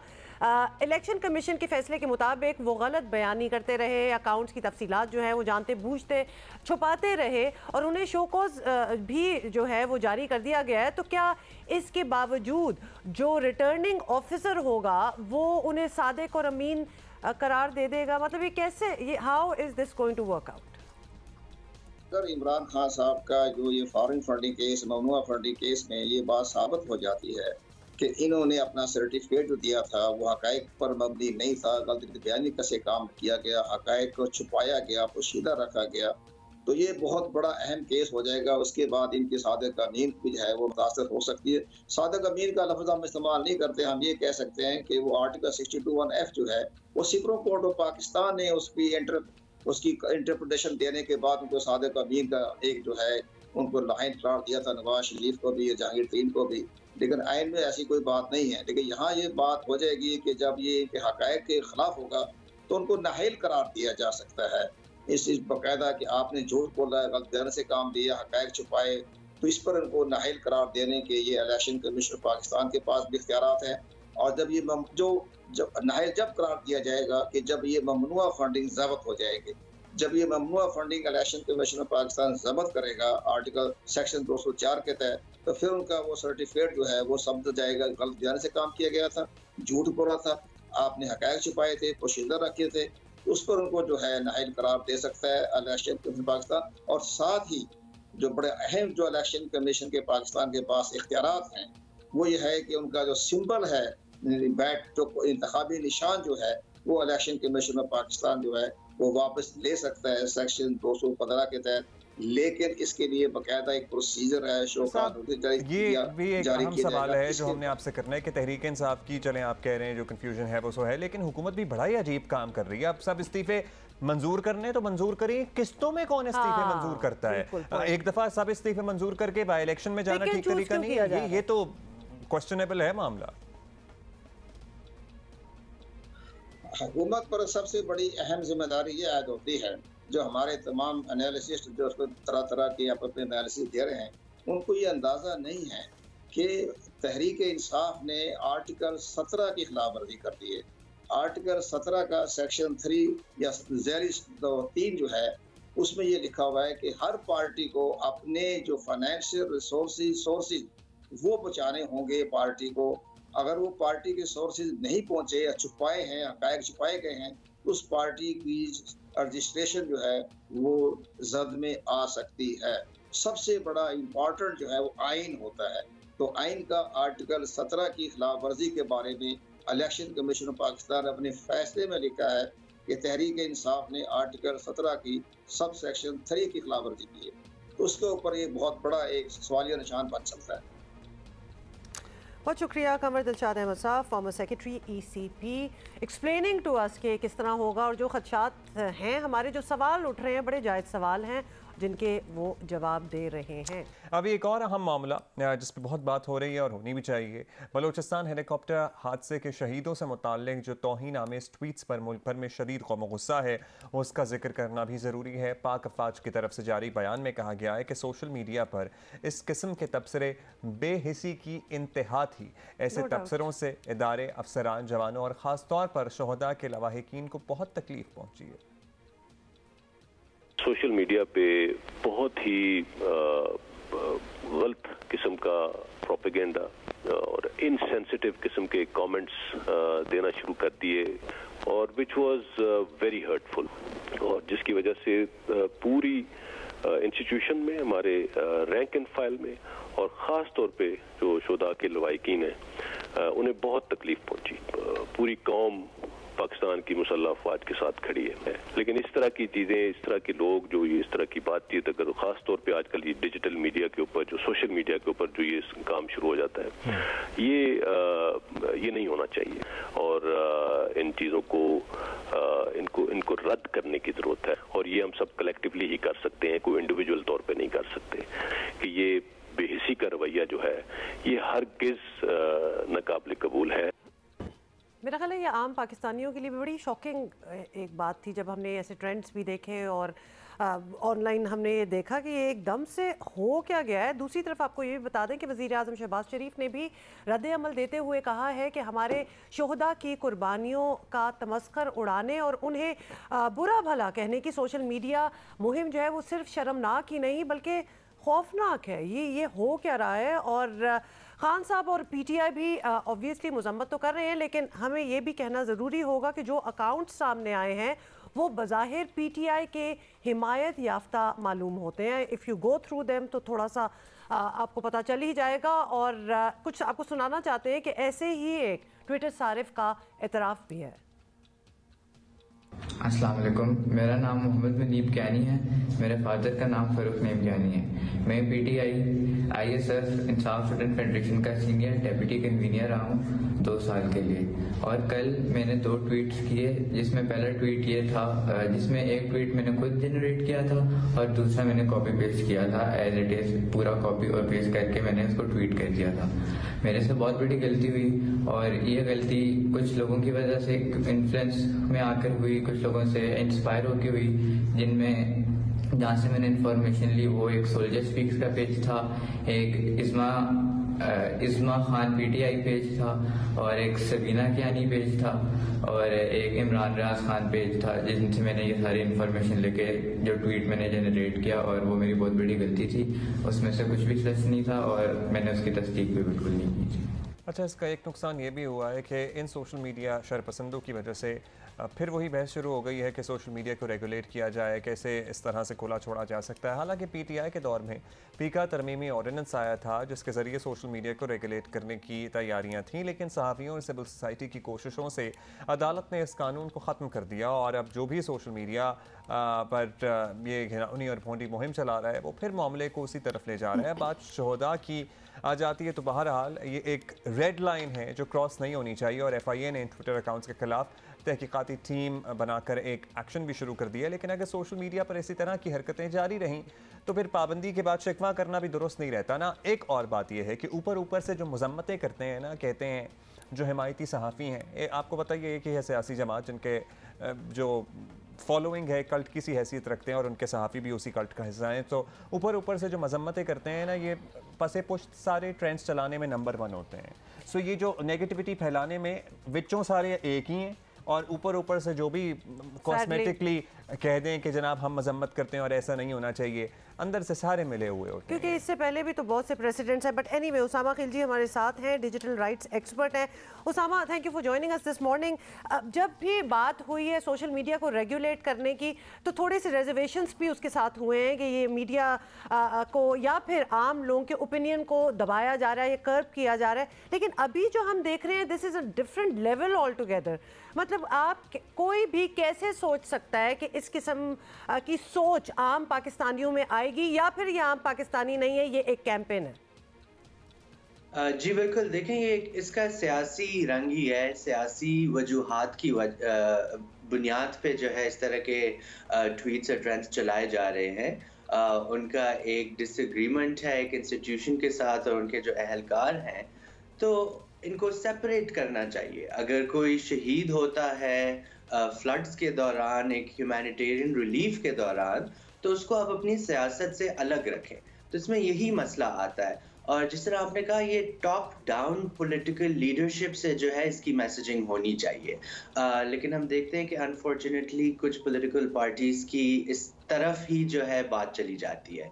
तो इसमें सबसे पहले तो सोशल मीडिया का जो कोड ऑफ कॉन्डक्ट है वो सियासी जमातों को अपना रखना चाहिए, जिसमें वो बोलें कि इसमें ये गालम गलोच, इसमें इस तरह शहदा का मजाक उड़ाना या कोई भी इनसेंसिटिव मजाक बातें करना एक माइनॉरिटी कम्युनिटी की, ख़वातीन की, जो लोग इंतकाल कर चुके हैं उनके बारे में बहुत ज़्यादा गलत होता है। लेकिन हम देखते रहते हैं कि सियासी जमातों की सपोर्ट और सियासी वजूहात की बुनियाद पे इस तरह के कमेंट्स और ट्रेंड्स बनाए जाते हैं। इसमें हमने ये भी देखा है कि सहाफ़ियों के खिलाफ ट्रेंड्स बनाए गए, एक्टिविस्ट के खिलाफ ट्रेंड्स बनाए गए, तो ये एक बहुत अनफॉर्चुनेट ट्रेंड है। और मतलब इदारों के सरबराह के खिलाफ ट्रेंड बनाना तो लिटरली एक आम सी बात हो गई है, जो इससे पहले बड़ा कम देखा गया है। और हम बड़े सेंसिटिव लोगों की बात कर रहे हैं यहाँ पे। उसामा, ये बताइए कि दुनिया किस तरह इन चीज़ों को हैंडल करती है, टैकल करती है कि फ्रीडम ऑफ स्पीच भी मुतासर ना हो और रेड लाइन भी क्रॉस ना हो। सो हम वो बैलेंस कहाँ ढूंढ सकते हैं? क्योंकि अगर हम ये तवक्को करें कि भाई हम लोग इतने समझदार हो जाएंगे कि खुद ही सब ये बैलेंस तलाश कर लेंगे और ये रेड लाइंस नहीं क्रॉस करेंगे और एक दूसरे का लिहाज करेंगे, तो ऐसा लग रहा है कि अब तो ऐसा हो नहीं सकता या मुश्किल है ऐसा होना। जी, मेरे ख्याल से देखें, आप नहीं कंट्रोल कर सकते कि लोग क्या कहेंगे, लेकिन आप जो चीज़ कंट्रोल कर सकते हैं वो ये है कि आप अगर वो कोई गलत बात करें, then you point them out और बोलें कि किस तरह गलत है, जो आज कल हो रहा है। तो इसमें बहुत ज़्यादा लोग इंस्टीट्यूशंस की तरफ से, हुकूमत की तरफ से और दीगर लोग जो है आप देख रहे हैं कि एक आउटरेज है सोशल मीडिया पे कि ये एक रेड लाइन है, इसको आप ना क्रॉस करें। फिर हमने ये वीडियोस भी देखी हैं जिसमें लोग अपोलोजाइज कर रहे हैं, जिनको क्लियरली फोर्स किया गया था। लेकिन अगर आप इनको जेल में डालना शुरू करेंगे या कवानीन बनाएंगे तो उसका फिर गलत इस्तेमाल होना, उसको अब्यूज होने का जो कैपेसिटी है वो बहुत ज़्यादा होगी। तो जो काउंटर स्पीच है वो एक सोशल मीडिया और जमहूरियत की खूबसूरती है, जिसमें आप काउंटर करते हैं चीज़ को, जिसमें आप लोगों को बदनाम कर देते हैं कि आपने इतनी गलत बात की है, ये आपको गलत रिफ्लेक्ट करता है। और एक सोसाइटी की जो रेड लाइंस है जिस तरह आपने कहा, उसको नहीं क्रॉस करना चाहिए। उसामा, एब्सोल्युटली उनको गलत को गलत कहें। वी अग्री विद यू, लेकिन ये जिस तरह ये खतरनाक किस्म की चीज़ है कि अगर सोच इस किस्म की हो जाए, अगर आम लोगों का एक तासुर हो कि ये वाकई इस किस्म की सोच कर रहे हैं कि यहाँ we are not even having a political debate here, यहाँ तो शहीद हुए हैं लोग, तो उस पर लोगों का ये कहना अजीब लगता है। लेकिन ये ज़रूर बताइएगा हमें, is it easy to track these accounts? अगर वाकई हमें लग रहा है and we want to find out कि ये कहाँ से जनरेट हो रही हैं ये ट्वीट्स और इनकी बेस कहाँ से है, ओरिजिनेट कहाँ से हो रही हैं, तो ये ट्रैकेबल भी है, ट्रेसेबल भी है कि नहीं? जी, मेरे ख्याल से बहुत ज़्यादा टेक्नोलॉजीज मौजूद हैं FIA के पास भी वो ट्रैक करना। लेकिन मैं ये भी समझता हूँ कि लोग बेवकूफ़ नहीं हैं और लोग इनसेंसिटिव नहीं है पाकिस्तान में। तो अगर वो देखेंगे कि कोई गलत बात इस तरह कर रहा है तो everyone always does speak up. और मेरे ख्याल से ये हमारी स्ट्रेंथ है और इसमें यही स्ट्रेंथ होनी चाहिए कि अगर हम सोशल मीडिया पे देखते हैं कोई गलत बात कर रहा है तो we should also intervene and we should also speak up. और वो हमारा एक कल्चर और हमारा ट्रेंड उस किस्म का बहुत अच्छा है जिसमें लोग गलत को गलत कहने से रुकते नहीं हैं और उनको जो है पॉइंट आउट करते हैं। मेरे ख्याल से इस पे जो है ज़्यादा एम्फसाइज करना चाहिए कि अगर अल्टरनेटिव पॉइंट ऑफ व्यू में उसामा, अगर कोई पाबंदियां लगाने की कोशिश की जाएंगी तो फिर ये जो स्पीक अप होने वाला मामला है ना कि लोग गलत को गलत कहते हैं, तो फिर हर हुक्मरान या हर जमात या हर हुकूमत उसको अपने तय मोल्ड करके इस्तेमाल करेगी और फिर शायद आप गलत को गलत भी ना कह सकें क्योंकि पाबंदियां लगी हुई होंगी। बिल्कुल बिल्कुल जी, जैसे इंडिया में हमारे सामने सूरत हाल है कि क्या ही है, वहाँ क्या कुछ नहीं होता माइनॉरिटीज के खिलाफ और बड़े बड़े हमने स्टार्स देखे हैं, कितने इन्फ्लुएंशियल लोग हैं, चुप हैं। और हमने पिछली हुकूमत में ये देखा भी कि किस तरह इतने ज्यादा लोग जो बुनियादी हुकूक की बात करते थे या फ्रीडम ऑफ प्रेस की बात करते थे उनके खिलाफ किस किस्म के केसेस किए गए। तो जिस तरह आपने कहा कि वो फिर आपको नहीं पता चलता कि कल को कौन हुकूमत में होगा और इन कवानीन और रेगुलेशंस को किस तरह इस्तेमाल किया जाएगा। इस सारे मामले का ये हल नहीं है कि इनको किसी कवानीन के तहत ढालकर सजाएं सुनाना शुरू कर दी जाएं, ऐसा ही है। देखिए बेसिकली इनको काउंटर किया जाए। बिल्कुल जी। Usama, thank you so much for being with us. ये इस किस्म की एक ट्रेजिक हमने ट्रेंड्स देखे हैं कि ऑनेस्टली वी वर थिंकिंग कि अगर बाहर की दुनिया से कोई देख रहा हो कि जी पाकिस्तान में इतनी बड़ी ट्रेजेडी हो गई, और ऑब्वियसली एक तो floods itself is such a tragic situation और उसके रिलीफ और रेस्क्यू के लिए लोग शहीद हुए, हमारे जवान शहीद हुए, हमारे लेफ्टिनेंट जनरल शहीद हुए और लोगों का ये रद्द अमल है। इट इज़ सो एम्बैरेसिंग, मतलब इस पे भी शक किया जाए तो दैट इज़ इस पे कुछ शक नहीं हो सकता। इसको आप जरा अपनी जहनी हालत पे तवज्जो दीजिए कि आप किसी की फॉलोइंग या किसी एक लीडर को लीडर मानने के चक्कर में इतना हद से तजावुज़ कर गए। आपकी अपनी आइडेंटिटी क्या है? हाँ, क्या है आपकी अपनी आइडेंटिटी? और कभी ना कभी तो ये दिल में वो जो गिल्ट का बोझ होता है ना वो आ ही जाता है। मतलब a little years down the road ये एहसास हो जाता है कि जो किया था वो गलत था और उसका अगर अजाला ना कर सके ना वो गिल्ट बढ़ता चला जाता है। So whoever is doing it, do not do this, you will be answerable after a while. हाँ जी, और मुख्तलिफ फीडबैक्स भी आ रहे हैं लोगों के ऑन ट्विटर, सोशल मीडिया। लोग 9 कॉन्स्टिट्यूएंसीज में इमरान खान साहब के इलेक्शन लड़ने पे भी ज़रा ताज्जुब का इसलिए शिकार हैं क्योंकि हम पहले ये पॉइंट डिस्कस कर चुके हैं कि उनका इस्तीफ़ा तो मंजूर ही नहीं हुआ। सो वो already member of national assembly हैं, सो वो किस तरह से अब बाकी 9 कॉन्स्टिट्यूएंसीज से इलेक्शन लड़ेंगे।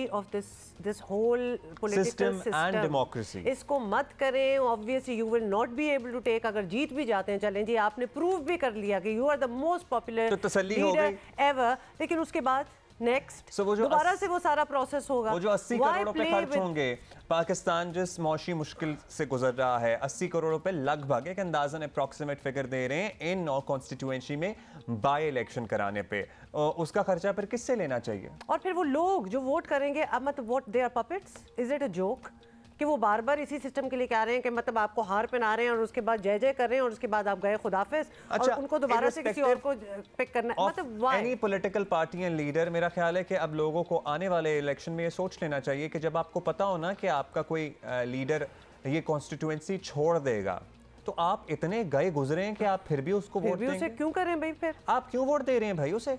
मतलब ये हमारी पॉलिटिकल एक रिवायत रही है कि लीडरान जो हैं वो 4-5 कॉन्स्टिट्यूएंसी से इलेक्शन लड़ते हैं। मेरा ख्याल है कि इस पे कानून तो नहीं बन सके तो नहीं बन सके, लोगों को खुद डिस्करेज करना चाहिए कि भाई आपको पता है कि XYZ लीडर ने ये कॉन्स्टिट्यूएंसी छोड़ देनी है, तो आप अपने आप को इतना तो वैल्यू करें कि आप ना करें उस पॉलिटिकल लीडर को वोट। अच्छा, अगर आपको नहीं पता तो अब हमारे कॉमनवेल्थ में 2 गोल्ड मेडल्स हो चुके हैं, because Arshad Nadeem also won a gold for javelin throw, और हिस्ट्री मेकिंग थ्रो थी भाई, वो आम शाम थ्रो नहीं थी। ये देखें, ये गिरा मोर देन 90 पे, उसके आगे कोई लाइन भी नहीं थी। This is the maximum, I am sure he can do more than this, लेकिन लिटरली वहाँ कॉमनवेल्थ में भी एक्सपेक्ट नहीं कर रहे थे कि भाई कोई इतना भी थ्रो कर सकता है। 90.18 और इससे ज़्यादा आपको पता है ना ह्यूमन कैपेसिटी भी होती है, बिल्कुल 90 मीटर और 1.8 यानी 18 सेंटीमीटर की ये थ्रो थी, जो कि इटसेल्फ गेम्स का रिकॉर्ड भी है। सो अरशद का अपना पर्सनल रिकॉर्ड तो है ही सबसे लॉन्गेस्ट थ्रो का ये, लेकिन इटसेल्फ कॉमनवेल्थ गेम्स में भी आज तक किसी ने इतनी बड़ी थ्रो नहीं की है।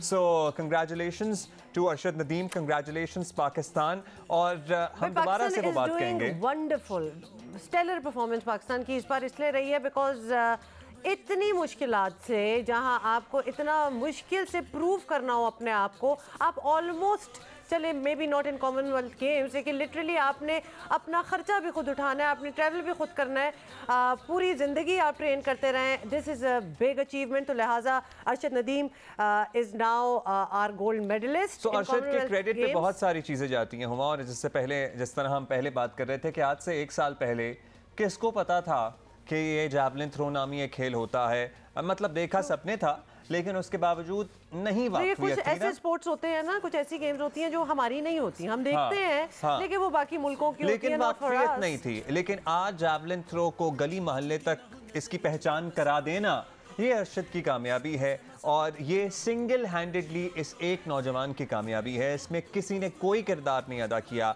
अब जब कामयाबी मिल जाती है तो फिर उस काफिले में जो जो शामिल होना चाहे वो तो हो ही जाता है, लेकिन अदरवाइज ये सिंगल हैंडेडली इस नौजवान और इसके कोचेस की कामयाबी है, जिसको सराहा जाना चाहिए और उम्मीद की जानी चाहिए कि इसके बाद आने वालों के लिए राहें आसान होंगी, उनको उतनी मुश्किलात का सामना नहीं करना पड़ेगा जितना अरशद नदीम ने किया है। सो नू दस्तगीर भट्ट को भी हम दोबारा से याद करके मुबारकबाद देंगे। भट्ट साहब, आपने मतलब गुजरावाला का, पाकिस्तान का नाम रोशन किया है, और साथ ही Arshad once again you made us proud, और साउथ एशिया में सबसे ज्यादा बड़ी थ्रो करने वाले भी यही हैं अब तक। राइट, अच्छा अब दिल चाह रहा है ना कि इनको और देखा जाए, and what more he can do. तो आपको बता दें कि आज से इस्लामिक सॉलिडेरिटी गेम्स जो है वो टर्की में शुरू हो रहा है, और Arshad Nadeem will be in action over there as well. तो वो यहाँ से उधर जा रहे हैं, शजर अब्बास भी उधर जा रहे हैं।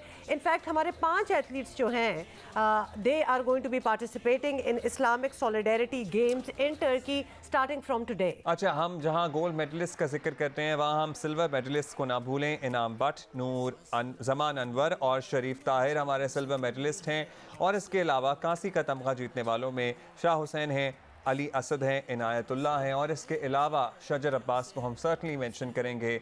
एक नौजवान लड़का, मतलब उसने बहुत जबरदस्त परफॉर्म करके ये बता दिया है कि आने वाले दिनों में मैन इन पाकिस्तान, बिकॉज वो क्या दौड़े थी उनकी। Bye the way he will be also वहाँ इस्लामिक सॉलिडेरिटी गेम्स में शजर अब्बास भी होंगे, अरशद नदीम भी होंगे, और जहाँ आरा नबी जिनसे हमने कुछ दिन पहले बात की थी, हमारी स्विमर हैं, she will also be there. तो हमारे 5 एथलीट्स जो हैं they are going to be joining in Islamic solidarity games starting today. आज तुर्की में शुरू हो रहे हैं। अच्छा जी, अभी हम आगे बढ़ेंगे और अमरीकी साजिश का जिक्र करेंगे जिसको शायद महमूद खान साहब पाए तकमील तक पहुंचा रहे हैं, क्योंकि अमेरिका की तरफ से 36 गाड़ियां अभी ताज़ा तरीन एड में मौसूल की गई हैं। मेरा ख्याल है कि उन गाड़ियों की तकरीब में शीरी मज़ारी साहिबा को तो फ्रंट रो देनी चाहिए थी। वो फ्रंट रो बेशक उधर होती ना होती, वो सोशल मीडिया पे फ्रंट रोअर थी वो डेफिनेटली। थोड़ी सी बैकग्राउंड आपको बता देते हैं और उसके बाद बाकी क्या बात है। अमरीकी साजिश का राग लापने वाली तहरीक इंसाफ खुद अपने दाम में ही मेरा ख्याल है कि वो फंस गए हैं, नज़र आ रहे हैं कि वो बहुत बुरी तरह फंस गए हैं, क्योंकि अमरीकी नायब सेक्रेटरी डोनाल्ड लू को शदीद तनकीद का निशाना बनाने वाले हाल ही में अमरीकी सफ़ीर डोनाल्ड ब्लूम से 36 गाड़ियाँ बतौर तोहफा वसूल कर बैठी है।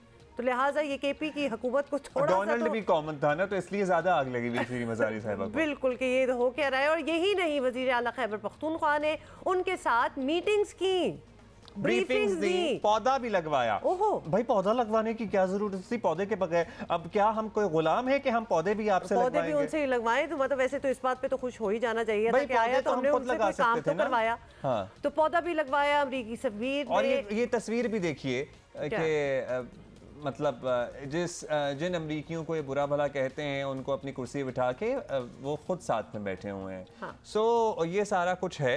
बात ये है कि ये खुद इनकी जो मरकजी क़यादत है, और हम किसी छोटे लीडर की बात नहीं कर रहे हैं, इनकी मरकजी क़यादत इन्हीं अमरीकियों को बुरा भला कहती है और ऑन रिकॉर्ड कहती तो है। लिहाजा अदरवाइज ये बड़ा नॉर्मल है जो सब कुछ हो रहा है। किसी को कोई प्रॉब्लम ना होती। ये सारी बात इसीलिए हो रही है कि इसको मुतनाज़ा बनाने की क्या ज़रूरत है। This is a very normal practice, लेकिन बनाया जा रहा है। अच्छा जी, इसके अलावा अफगानिस्तान से मुत्तसिल सरहद का इन्होंने दौरा भी करवाया गया, जिसके खिलाफ आज तहरीक इंसाफ की सीनियर रहनुमा शीरी मज़ारी ने अमरीकी सफ़ीर को निशाने पर लिया। आज ने अपनी ट्वीट में कहा कि अमरीकी सफ़ीर ने तोरखम जाते हुए हसास इलाकों पर परवाज़ की और जायज़ा लेते रहे। मतलब खैबर पख्तूनख्वा के ऊपर ही परवाज़ कर रहे थे। आप पूछ लेती हैं अपनी हुकूमत से जिन इलाकों में आम पाकिस्तानी नहीं जा सकते, वहाँ अमरीकी सफ़ीर के लिए सरकारी ब्रीफिंग और रेड कार्पेट का अहतमाम किया गया। क्या डोनाल्ड ब्लूम वाइसराय है और इसका नाम और तकब्बुर सब पर हावी है? मतलब आप ये इनको सांप सूंघा हुआ था जब खैबर पख्तूनख्वा हुकूमत के रहनुमाओं, वज़ीर आला और दीगर लोगों से इनकी मुलाकात हो रही थी। अब दीगर अस्करी हुकाम से इनकी मुलाकात हुई है तो इस पे इनको गशी के दौरे पड़ रहे हैं। और कोई सरप्राइज विजिट तो नहीं था कि बेल बजी और ये पहुंच गए। ये बड़ी प्लानिंग होती है इन विजिट्स की, एक एक जगह, एक एक कहाँ जाएंगे, किससे मिलेंगे, ये बहुत देर से इसकी प्लानिंग हो रही होती। तो आप बीच में इन्वॉल्व हो जाते, आप भी हो जाती और कहती हैं ये तो हो ही नहीं सकता, ये तो बिल्कुल हमारे बयानी के खिलाफ है। उस वक्त किधर थे जब ये सारी प्लानिंग हो रही थी? ये इन रेट्रोस्पेक्ट बाद में इन ट्वीट्स की कुछ जवाब समझ नहीं आई। वैसे नहीं, इस सारी एक्टिविटी जिनकी तस्वीरें हम दिखा रहे हैं उस वक्त इन्हें सांप सूंघा हुआ था, उस पे इजहार ख्याल नहीं किया है शीरी मज़ारी साहिबा ने। बाद में जो इनके अलावा जो मुलाकातें और ब्रीफिंग्स हुई हैं उन पे इनको गशी के दौरे पड़ रहे हैं। तब्दीली हुकूमत की अमरीकी साजिश के एजेंडे का एक और नुक्ता पूरा हो गया, ये शीरी मज़ारी साहिबा कहती रही हैं। क्या हम गुलाम हैं? भाई अब पूछें खैबर पख्तूनख्वा हुकूमत वालों से कि क्या वो गुलाम है? आपकी हुकूमत की हुकूमत है वहाँ पे, आपकी पार्टी की। शीरी मज़ारी के बयान पर इन्हें सोशल मीडिया पर वैसे ही she has lost it completely. सारिफीन ने शीरी मज़ारी की तनकीद को मज़े का खेस करार देते हुए कहा कि अमरीकी सफ़ीर ब्लूम के जिस दौरे पर तनकीद की जा रही है वहाँ तहरीक इंसाफ की हुकूमत है और हुकूमती इजाज़त के बगैर ये दौरा नामुमकिन था। पीटीआई वालों को शायद अब याद होना हो, लेकिन नून लीग के रहनुमा या सादिक ने शीरी मज़ारी से मुताल्लिक एक पेशगोई की थी। लगता है वो आज शायद पूरी हो गई है। आप खुद ही सुनिए कि क्या कहा था या सादिक ने। शीरीन मज़ारी कभी गवर्नमेंट में नहीं रह सकती, वो अपोजिशन का रोल प्ले करेंगी और ये वो अनगाइडेड मिसाइल है जो अपने ऊपर गिरेगी, लिख लीजिएगा। मतलब कोई क्लियर पॉइंट कोई हो ना, कोई सोच सकता हो कि क्या होने वाला है, बिकॉज वाकई उनकी अपनी हुकूमत भी कह रही होगी कि भाई अभी तो ना बोलो ना, अभी तो ये ना कहें, लेकिन नहीं, उन्होंने बोल दिया जो वो बोलना चाहती हैं। मतलब नुक्ता अरूज पर पहुंची है अमरीकी साजिश खैबर पख्तूनख्वा में हालिया जो अमरीकी इमदाद आ रही है उस पर। और दूसरा ये है कि बिल्कुल अपोजिशन रहनुमाओं से मिलना बड़ी नॉर्मल सी बात है, क्योंकि इससे पहले जब इमरान खान साहब अपोजिशन में थे तब खुद भी अमरीकियों से मिलते रहे हैं और बाद में भी मिलते रहे हैं। तो ये बड़ा नॉर्मल है। इख्तलाफ हो, लेकिन ये स्टेटमेंट कह देना कि कौन मिलता है और ये मतलब कोई मिलने की जरूरत है और क्या हमारे इन्वेस्टर वहाँ मिलते हैं? जी हमारे इन्वेस्टर के बाहर के मुल्कों में बैठ के लूडो खेल रहे होते हैं, वो भी तो मिलते हैं। कह दिया जाए ना, कुछ भी कह दिया जाए, anything goes. It doesn't make sense at all. It didn't make sense then. It doesn't make sense now. And those who believe के सही कह रहे हैं, सो बाकी आपके सामने हमने हकीकत हाल बयान की है। खैर, अच्छा जी, अब ज़रा आगे चलते हैं और पाकिस्तान का जी सबसे बड़ा सूबा, उसकी भी बात हो जाए। और इस वक्त शदीद इंतज़ामी बहरान में घिरा हुआ है। पंजाब के सबसे बड़े अफसर ने भी मज़ीद काम से तकरीबन इनकार कर दिया। मतलब इस सर्कस में कौन काम कर सकता है? वैसे तो पहले कोई ये बता दे, पंजाब के चीफ सेक्रेटरी कामरान अफजल ने इस्टेब्लिशमेंट डिवीज़न को मरासला लिखकर पंजाब में काम जारी रखने से माजरत कर ली है। अंदाज़ा करें, खुद कह दिया कि भाई मैं इधर काम नहीं कर सकता, I can not perform my best. और ज़राए के मुताबिक चीफ सेक्रेटरी ने कहा कि ट्रांसफ़र पोस्टिंग अहकामात पर सिर्फ दस्तखत करने वाला जो है वो बड़ा मैं रबर स्टैंप नहीं बन सकता। मतलब अहकामात तो कहीं और से आ रहे हैं और मैं सिर्फ यहाँ पे बैठा हुआ दस्तखत करता रहूँ, वो नहीं कर सकता। अहकामात कहाँ से आने पता नहीं, अब वो ज़हुरीलाई रोड से आने कि बनी गाला से आने, क्योंकि आपको पता है ना कि इससे पहले मुखालफिन का इल्ज़ाम था कि जो खातून अव्वल हैं वही पंजाब और उनकी दोस्तें पंजाब के बराह रास्त मामलात देखती हैं, तो अब उनकी अलाइनमेंट कैसे होती है परवेज़ इलाही साहब के साथ। ब्यूरो चीफ जियो न्यूज़ लाहौर रईस अंसारी साहब हमारे साथ हैं। रईस अंसारी साहब, ये एक ट्रेजेडी है कि ऑलरेडी कुछ महीने से Punjab is at a stand still, और अब जिनको कहा जा रहा है, जिनकी पोस्टिंग कराई जा रही है कि भाई आके काम करो, अब वो खुद रिफ्यूज़ कर रहे हैं कि जी सॉरी हम नहीं कर सकते। तो इसको आप और क्या कहेंगे? देखें, जो आपने बात की है इस बारे में मैं आपको बताता चलूँ कि जो अफसरान का मसला होता है ना, ये अभी 3 माह का नहीं है। तहरीक इंसाफ के जो पूरा दौर है ये पूरे के पूरे दौर में चलता आया है। और तहरीक इंसाफ को जो पिछले आप उठा के देख लें उनके 3.5 साल, उसमें ये मसला रहा है कि चीफ सेक्रेटरी हो या आईजी हो या कोई डिप्टी कमिश्नर हो या सेक्रेटरी हो, उसकी एवरेज आप कह सकते हैं कि उसकी नौकरी 5 से 6 माह एवरेज नौकरी रही। तो ये मामला इसलिए पैदा होता है कि जितने भी ये हुक्मरान है पिछले, ये रवायत जो है तहरीक इंसाफ के दौर में चली। इससे पहले उठा के देखें, जब ये शहबाज शरीफ का दौर था उसमें आईजी भी चीफ सेक्रेटरी भी 2.5 साल 3-3 साल रहे हैं, और कई DIGs कई डिप्टी कमिश्नर जो कमिश्नर हैं वो भी 3-3 साल तक रहे हैं। वो उसमें ही हटाया गया, एक बार लगाया गया तो उनसे काम लिया गया और काम करने का मौका दिया गया। लेकिन यहाँ मसला ये पैदा हो रहा है कि जो अफसरान को लगाया जा रहा है इधर से उधर करते रहते हैं। 2 माह में हटा दिया, 1 दिन के बाद हटा दिया। मामला उनसे सियासी मुफाद और ज़ाती मुफाद का सामने नज़र आ रहा है। तो ये ज़ाती मुफाद और सियासी मुफाद जब तक सामने से नहीं हटेंगे, ये अफसरान का ऐसे ही मसला रहेगा। अच्छा, अब ये बताइए रईस साहब कि पंजाब में मामलात कौन चला रहा है? पंजाब में मामलात इससे पहले आपको पता ही है, मुखालफिन ये इल्ज़ाम लगाते रहे हैं कि बुशरा बीबी चलाती थी। अब उनकी दोस्त का भी नाम था लेकिन प्राइमरी वही थी। अब तो यहाँ पे ऑलरेडी ख़बरें हैं कि मोनस इलाही साहब उनके बहुत इन्फ्लुएंस में हैं और उन्हीं का फ़ोन भी आया था जब वो रातों रात मामला चेंज हुआ था, वो दुआए खैर के बाद। तो मतलब परवेज़ इलाही साहब वही कहेंगे जो बुशरा बीबी कहेंगी या इनकी अपनी भी कुछ चलेगी? देखिए, थोड़ा सा मैं आपको थोड़ा सा एलेबोरेट कर दूँ जी, कि जब ये परवेज़ इलाही इमरान खान की तरफ आए थे तो उनकी एक सोच ये भी थी कि अगर मैं उनका वज़ीर आला बना नून लीग का तो उस वक्त वो डमी वज़ीर आला होंगे, तमाम काम सेंट्रल गवर्नमेंट से आएगा या हमजा शहबाज चलाएँगे। लेकिन यहाँ उनको ये एज है कि वो ये कह लें कि 90% तक मेरे नज़दीक बाख्तियार हैं।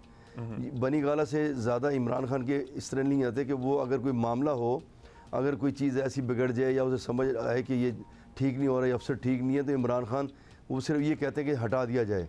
वो इंडिविजुअल को लगाने के लिए इतना ज़ोर कभी नहीं देते। उनको मैं भी जानता हूँ, और हटाने के लिए ज़ोर देते हैं, लगाने के लिए नहीं। हाँ, लेकिन जो मामला है लगाने वाला, अब जो आपने पूछा परवेज़ इलाही थे, लेकिन ज़्यादातर मोनस इलाही नज़र आ रहे हैं। आप देखेंगे जो कई लातादाद मीटिंग्स हो रही हैं उनमें मोनस इलाही साथ बैठे होते हैं। जी। और जो पीछे चीफ सेक्रेटरी का थोड़ा मामला है वो मैं आपको बता दूं कि पहले जब चीफ सेक्रेटरी का और आईजी का मामला था, वो पिछली गवर्नमेंट में ही जब ये मामला असम्बली में उठा था, ये पुलिस असम्बली के अंदर दाखिल हुई थी, तो दोनों ने ये हमजा शहबाज को ये कहा था कि हम इस छोड़ना चाहते हैं। लेकिन इस बार वो आईजी तो चले गए, लेकिन इस बार ऐसा हुआ कि जो प्रिंसिपल सेक्रेटरी हैं वज़ीर आला के मोहम्मद खान भट्टी, जिनके बारे में मैंने पहले भी बताया था आपको, वो असम्बली सर्विसेज के हैं। तो चीफ सेक्रेटरी ने उनके जो कुछ लोग वो लगाना चाहते थे, मोहम्मद खान भट्टी अपनी मर्ज़ी से, तो उन्होंने इनकार कर दिया था कि ये मैं नहीं लगा सकता। और उस पर आपको दिलचस्प बात एक बताते चलें कि ये कल ही की बात है, एक ख़बर जारी करवाई गई ज़राए से कि मोहम्मद खान भट्टी जो हैं उन्होंने कहा है कि वो अब वापस अपनी पंजाब असम्बली में सर्विसेज जाना चाहते हैं सर्विसेज पर, लिहाजा उन्हें वहाँ भेज दिया जाए। लेकिन फिर उनको कहा गया नहीं बैठे आप काम करें। तो ये मामला चीफ सेक्रेटरी का उनके साथ हुआ, जिसके बाद चीफ सेक्रेटरी ने ये लिख कर भेज दिया कि वो ज़ाती वजूहात पर जो है वो काम नहीं करना चाहते। लेकिन असल में बात वही थी कि वो इस तरह रबर स्टैम्प बन के काम नहीं करना चाहते। और उनके बारे में कह लें, जो पिछले आईजी थे इनकी अच्छी शोहरत है, अच्छे ऑफिसर हैं। इस बारे में उन्होंने कहा कि मज़ीद जो है इज़्ज़त बचाई जाए और वापस चला जाए। तो बात वही, अफसरान में बहुत रिजेंटमेंट थी। अब आप देखें, मैं जो आपको मैंने ज़ाती मुफाद की बात की, जो तहरीक इंसाफ के दौर में मंडी बहाउद्दीन, ये मोहम्मद खान भट्टी जो है प्रिंसिपल सेक्रेटरी टू वज़ीर आला, ये मंडी बहाउद्दीन के रहने वाले हैं। इनके भतीजे हैं साजिद भट्टी, जो पार्लियामेंट्री पार्टी के इन्होंने काफली के सरबराह बनाए हुए हैं। तो उसमें जो इन्होंने अपना DPO लगाया था उसको हमजा शहबाज ने हटा दिया था। लेकिन परवेज़ इलाही की हुकूमत के आने के बाद तीसरा ऑर्डर उसी का किया गया, फ़ौरन उसको वापस लगाया गया। तो उसमें IG पंजाब जो मौजूदा है उन्होंने इंटरफेयर किया और उन्होंने कहा कि ऐसा नहीं होता, आप इसको, उन्होंने उसे काम से रोका और फिर चेंज किया। मामले ये ज़ाती मुफाद की हद तक है। ज़ाती मुफाद के लिए अगर अफसरान लगाए जाएंगे तो ये बड़ा मसला क्रिएट हो जाएगा। तो इसलिए जो अफसरान का मसला गंभीर चल रहा है वो इसी मामले पे चल रहा है। और जो इस वक्त अपने कैप्टन हैं additional chief secretary home Asadullah साहब, वो उनको एडिशनल चीफ सेक्रेटरी का चार्ज भी दे दिया गया है। बल्कि परवेज़ इलाही हुकूमत तो ये चाहती है कि उनको शायद चीफ सेक्रेटरी का चार्ज भी दे दिया जाए, वो परवेज़ इलाही के साथ एज ए स्टाफ अफसर काम करते रहे पहले। तो ये मामले जो हैं ये ज़ाती पसंद, ज़ाती मुफाद के मामले हैं। इसमें इन्हें चाहिए ये कि अगर आपने अफसरान अच्छे लगाने हैं, चीफ सेक्रेटरी को एक तरफ बिठाएं, IG को दूसरी तरफ बिठाएं, और जितनी भी और दूसरी कंपनी हैं जहाँ लोग लगाने हैं वहाँ अच्छे नामों को लाया जाए। अच्छे नाम कौन चलाएगा पंजाब के मामला आने वाले दिनों में? मोनस इलाही, आपने अभी खुद ही कहा कि बड़े मुतहर्रिक हैं, सो मोनस इलाही ड्राइविंग फोर्स होंगे पंजाब के मामला चलाने में अब, और पाकिस्तान तहरीक इंसाफ की तमाम जो मेंबरान हैं काबीना के वो उन्हीं की मंशा के मुताबिक परफॉर्म करेंगे, या फिर म्यूचुअल अंडरस्टैंडिंग है ऐसी? क्योंकि मोनस इलाही सॉर्ट ऑफ हैं तो काफली, लेकिन वो तकरीबन अपने तर्ज़ बयान और अपनी ट्वीट से तहरीक इंसाफ का हिस्सा ही लगते हैं। जी बिल्कुल, आपने ठीक कहा कि जो मोनस इलाही हैं इस वक्त वही फ्रंट फोर्स पे है, फ्रंट पे वही काम कर रहे हैं। और अभी ये कह भी सकते हैं आप कि अगर इमरान खान का कोई नुमाइंदे हैं अब तो वह हुकूमत में मोनस इलाही हैं। तो वो हदायत जो है बराह रास्त मोनस इलाही लेते हैं, इमरान खान से परवेज़ इलाही नहीं लेते। तो इस वक्त जो इंतज़ामी मामला कह लें, जो सियासी मामला है, तमाम के तमाम जो हैं वो मोनस इलाही के हाथ में है और उसको मोनस इलाही देख रहे हैं। अब जितने भी लोग बनाए गए हैं, जो तहरीक इंसाफ के ये जो वज़ीर बनाए गए हैं, हमें इसमें ये भी बताया गया कि आइंदा जो आने वाले दिन हैं उसमें मोनस इलाही ने जो है इमरान खान से वादा ले लिया है कि वो 2-3 लोग जो हैं वो काफ लीग के भी वज़ीर बनाए जाएंगे, ताकि जो 9 लोग जो उनके बाकी हैं उनमें रिजेंटमेंट है तो ताकि वो रिजेंटमेंट ख़त्म हो जाए। लेकिन दूसरी तरफ जो इमरान खान है, पहली बार ऐसा हुआ कि उन्होंने वज़ीर दाखिला अपना दिया है। आम तौर पे वज़ीर दाखिला जो है वो चीफ मिनिस्टर अपने पास ही इस अहदे को रखते हैं, वो नहीं ज़्यादातर किसी को नहीं देते। हमजा शहबाज ने वो अहदा अता तारड़ साहब को दिया था और इस बार जो डोगर साहब हैं उनको इमरान खान ने वज़ीर दाखिला जो है अपना मुकर्रर किया है। तो इमरान खान कुछ ये कह लें कि अमन के मामलात में तो कुछ दखल देंगे तरक्याती कामों में। सिर्फ उनका जो इमरान खान का जो इशू है वो सेहत कार्ड है और कुछ अमन का इशू है, वो जो हसास प्रोग्राम है उसका इशू है। ये 2-3 उनके पर्सनल मामले हैं, बाकी इंतज़ामी मामला जो हैं वो तमाम के तमाम मोनस इलाही देखेंगे। बहुत शुक्रिया आपका रईस अंसारी साहब। अच्छा, मोनस इलाही साहब डायरेक्ट नुमाइंदा के तौर पर इमरान खान के काम करते हैं और अच्छा, ये जो तस्वीर जो पंजाब की काबीना लेटेस्ट जो फ्रेश काबीना बनी है उसकी जो तस्वीर हुई है ये सामने आई है, मंजर पे आई है, विजुअल जो था वो मुझे personally as a woman disturbing इसलिए लगा था कि इन सारे लोगों में डॉक्टर यास्मीन राशिद के अलावा इनको कोई खातून नहीं मिली, कोई औरत नहीं मिली, कोई इतनी कॉम्पिटेंट खातून नहीं मिली जिसको ये काबीना का हिस्सा बना सकते। मतलब ये बड़ा वैलिड सवाल है। We are talking about the assembly of Punjab, मतलब ये आपके मिनिस्टर्स हैं जो पंजाब चला रहे हैं, चलाएंगे, और इसमें सिर्फ डॉक्टर यास्मीन राशिद, मतलब अब्दुल्ला मुझे visually I am sorry disturbing लगा। सबसे ज़्यादा आबादी वाला सूबा पाकिस्तान का, बड़ी मुतअर्रिक़ ख़वातीन हैं, कोई खातून नहीं है। वैसे एक और तैनाती मुझे एक और मिनिस्ट्री बड़ी डिस्टर्बिंग लगी है, वो लगी मुराद राज साहब की। मतलब उनका जो असल रंग सामने आया वज़ीर तालीम पंजाब साहब का, उसके बावजूद इक़्तिदार जाने के बाद जिस तरह वो अंदाज़े बयान है, जो उनकी गुफ्तगू है, जिस तरह की उनकी ट्वीट्स हैं, जिसमें तहज़ीब, तमद्दुन, एजुकेशन, तालीम से उनका दूर दूर तक कोई ताल्लुक बज़ाहिर नहीं नज़र आता, वो दोबारा से तालीम के मिनिस्टर लग गए हैं पंजाब में। ये तो एक साइड लाइन जो लग रहा था वो बता दिया। Moving on and talking about competent women, तो we have one for you. और आपको बताएं कि पाकिस्तानी नौजवान IT के शोबे में बैनुल-अक़वामी सतह पर अपनी अहलियत का सबूत दे रहे हैं। सादकाबाद से ताल्लुक़ रखने वाली शफीका इकबाल उन्हीं में से एक हैं और उन्हें सिर्फ 24 साल की उम्र में गूगल की डेटा इंजीनियर होने का एजाज़ हासिल हो गया है। और ना सिर्फ शफीका इकबाल के वालिदैन बल्कि पूरी कौम के लिए फ़ख्र की बात है। और आज उन्हें हमने दावत दी है। डेटा इंजीनियर गूगल अपने दफ्तर में वाहिद पाकिस्तानी लड़की हैं, सादकाबाद से इनका ताल्लुक़ है और वहाँ तक पहुँचना सर्टनली इनके लिए, इनकी शहर की लड़कियों के लिए, पाकिस्तान की लड़कियों के लिए बड़े एजाज़ की बात है। Shafiqa, thank you for joining us. आपकी हमने अचीवमेंट्स का जिक्र तो किया ही, लेकिन आपकी जर्नी के बारे में सबसे पहले हम जानना चाहेंगे। एक तो कंग्रेचुलेशंस कि माशाल्लाह you have made it this far. दूसरा ये कि कहाँ से ये सिलसिला शुरू होता है, आपकी बुनियादी तालीम, इंटरमीडिएट तक आपने कहाँ पढ़ा, फिर आपने ग्रेजुएशन कहाँ से की और कैसे यहाँ तक पहुँची, briefly. Okay, thank you so much first of all invite करने के लिए। तो originally I am from Sadiqabad, मतलब माय पापा वाज फ्रॉम लाहौर, तो इस वजह से फिर बीच में लाहौर और सादकाबाद काफ़ी सफ़र होता रहता था। बट मैंने अपना मिडिल स्कूल सादकाबाद से किया, गवर्नमेंट एलिमेंट्री स्कूल, और एंड देन जो मैट्रिक है वो मैंने एक पब्लिक स्कूल से किया, इंटरमीडिएट पंजाब कॉलेज। उसके बाद फिर मैं यूनिवर्सिटी की एजुकेशन के लिए लाहौर आ गई थी। पंजाब यूनिवर्सिटी में मैंने सॉफ्टवेयर इंजीनियरिंग की बैचलर्स में, एंड देन उसके बाद आई हैड मैंने 2-3 साल जॉब की थी वहाँ पे लाहौर में रह के, थोड़ा काम किया था आई थिंक 2.5 साल तक, and then I join Google. आपने इतनी आसानी से कह दिया यू जॉइंड गूगल, जैसे कोई बड़ी बात ही नहीं है। जॉइंड गूगल वाली बात जो है वो हम जरा ज़्यादा इसलिए भी समझना चाहेंगे बिकॉज हमें यही पता चल रहा है, and you can obviously correct us if we are wrong, that Google approached you. तो लिहाजा ये कोई आम बात नहीं है। हम इसकी थोड़ी सी वजाहत और डिटेल ज़रूर चाहेंगे कि ये किस तरह हुआ। ओके, वैसे अगर मैं सही से बोलूँ तो ये इतनी कोई ख़ास बात भी नहीं है, just to make it more relatable, because Google लोगों के इंटरव्यूज़ लेता रहता है फ्रॉम टाइम टू टाइम, और जब वो देखता है कि कहीं पर टैलेंट है, मेरे जो कोलीग्स हैं मोस्टली नाइजीरिया से भी हैं, इंडिया से भी हैं, बांग्लादेश से भी हैं, तो अगर गूगल को कहीं पर टैलेंट नज़र आता है तो वाकई उनका इंटरव्यू लेता है। और दैट्स हाउ मतलब गूगल ने मुझे रीच आउट किया था। मेनली मुझे लगता है कि लिंक्डइन के थ्रू ही, बट मुझे एक ईमेल आई थी उनकी तरफ से और फिर मेरा इंटरव्यू प्रोसेस स्टार्ट हुआ था। और आई थिंक जो कि मेरा एक्सपीरियंस था और जिन चीज़ों पर मैं काम कर रही थी, तो उसकी वजह से फिर गूगल ने मुझे रीच आउट किया था। डेटा इंजीनियरिंग की जो फील्ड है बड़ी वसी है और बड़ी डिमांड है इसकी। पाकिस्तान में बताइए, इसकी कोई तरबियत है, इसकी तालीम है? जितने नौजवान हमें देख रहे हैं मतलब वही यही सोचते रहते हैं कि भाई आगे क्या पढ़ें, सो वो आगे क्या पढ़ने वाला सवाल, क्या इस फील्ड में है हमारे पास अपॉर्चुनिटीज़ पाकिस्तान में पढ़ाई की?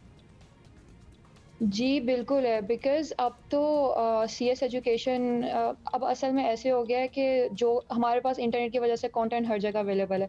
जो एक बंदा अमेरिका में एजुकेशन हासिल कर रहा है MIT में, उन्होंने अपने कोर्सेज ओपन सोर्स कर दिए हैं, तो आप वो सेम कोर्सेज अटेंड कर सकते हो, आप वो सेम एजुकेशन ले सकते हो। तो अब आपके पास ये बहाना नहीं रह गया कि मैं सादकाबाद से हूँ तो मेरे पास उतना एक्सपोजर नहीं है। ऐसा बिल्कुल भी नहीं है। इंटरनेट पे एडटेक स्टार्टअप्स हैं, ऑनलाइन कोर्सेज हैं, वो सारी चीज़ें अवेलेबल हैं। अगर आप में सलाहियत है और अगर आपके अंदर कॉन्फिडेंस है कि आप वो चीज़ अचीव करना चाहते हो, तो आप बहुत इजीली आज के ज़माने में तो बहुत कर सकते हो। तो पाकिस्तान में रह के इंटरनेट पे जस्ट डेटा इंजीनियरिंग के बहुत इजीली रिसोर्सेज अवेलेबल हैं, तो अगर आप चाहो तो होपफुली पॉसिबल है for sure. So would it be right to say Shafiqa that you could actually work from anywhere in the world? ये भी हमें बता दें। और दूसरा ये कि इस वक्त आप हमें कहाँ से ज्वाइन कर रही हैं? अभी मैं वार्सा ऑफिस से ज्वाइन कर रही हूँ, बट मोस्टली अच्छा असल में लोग ये भी बहुत क्वेश्चन करते हैं कि आप डिफरेंट ऑफिसेज में होती हैं, डिफरेंट कंट्रीज़ में होती हैं, तो आप ऑफिस नहीं जाती। अब ऐसे है क्योंकि गूगल के ऑफिसेज पूरी दुनिया में हैं, तो आप किसी भी ऑफिस से काम कर सकते हो रिमोटली। और IT में तो ऐसे ही है कि आपको बस इंटरनेट चाहिए और आपका लैपटॉप चाहिए, और पता है ये शफीका अपने घर आके सादकाबाद में भी रहकर अपना दफ्तर ज्वाइन कर सकती हैं। I know this because my sister by the way I am very proud of her as well. Hamna she also works in Google, so वो कनाडा ऑफिस में होती हैं और मेरे ब्रदर इन लॉ भी गूगल में होते हैं, तो मुझे वहाँ से पता लगता रहता है कि कितनी लिबर्टी ऑफ वर्क है गूगल में कि आप दुनिया में किसी भी कोने में बैठ के गूगल के लिए काम कर सकते हैं। लेकिन आप क्या वॉर्सो ऑफिस में अकेली पाकिस्तानी लड़की हैं? एक्चुअली इस पॉइंट के ऊपर मैं थोड़ा सा और एक्सप्लेन करना चाहूँगी, क्योंकि बहुत लोगों को लग रहा है असल में वो टाइटल लोग इस तरह शेयर कर रहे हैं थोड़ा सनसनी सा बनाने के लिए कि I am the only Googler पूरे दुनिया में पाकिस्तानी गूगल, पर ऐसा नहीं है। वॉर्सो ऑफिस में एक्चुअली ये ऑफिस रिसेंटली आई थिंक कुछ 6-7 साल हुए हैं तब से बना है और इधर ऑलमोस्ट कोई 1300-1400 के आसपास लोग हैं, तो उसके अंदर मैं अकेली पाकिस्तानी थी। बट होपफुली पूरी दुनिया में तो बहुत पाकिस्तानी है, बहुत टैलेंट है, मतलब गूगल के अंदर बहुत सारे पाकिस्तानी हैं। इट्स नॉट जस्ट कि मैं ही पाकिस्तानी काम कर रही हूँ। वो असल में जुनेद अकरम को मेरी स्टोरी इस वजह से शेयरेबल लगी थी क्योंकि इस ऑफिस में एक तो मैं अकेली पाकिस्तानी थी, प्लस एक मैं छोटे सिटी से थी, तो वो लोगों को बताने के लिए और इंस्पायर करने के लिए उसने ये स्टोरी शेयर की थी। लेकिन इसका बिल्कुल भी मतलब नहीं है। शफीका, आपकी बातों से और आपने ये जो क्लैरिटी दी है इसी से हमें समझ आ गई है कि आप इतना आगे क्यों गई हैं, बिकॉज बड़ी अच्छी सी आप वजाहत भी कर देती हैं। ऑल्दो शायद हम तो सनसनी खेजी बनाने की कोशिश कर रहे हो पाकिस्तान में बैठे हुए, but you are very humble and very down to earth कि आप बता रही हैं कि ऐसा नहीं है, विच इज़ रियली गुड। अब ये बताइएगा शफीका कि क्या एज थी आप में, आपको लगता है, या फिर यंगस्टर्स में होनी चाहिए to go as far as you have gone? कुछ तो चीज़ होती है ना जो हट के होती है, वरना तो हज़ारों लोग जो यंगस्टर्स हैं, बच्चे बच्चियां जो हैं, वो यही कर रहे हैं। तो एज क्या हो?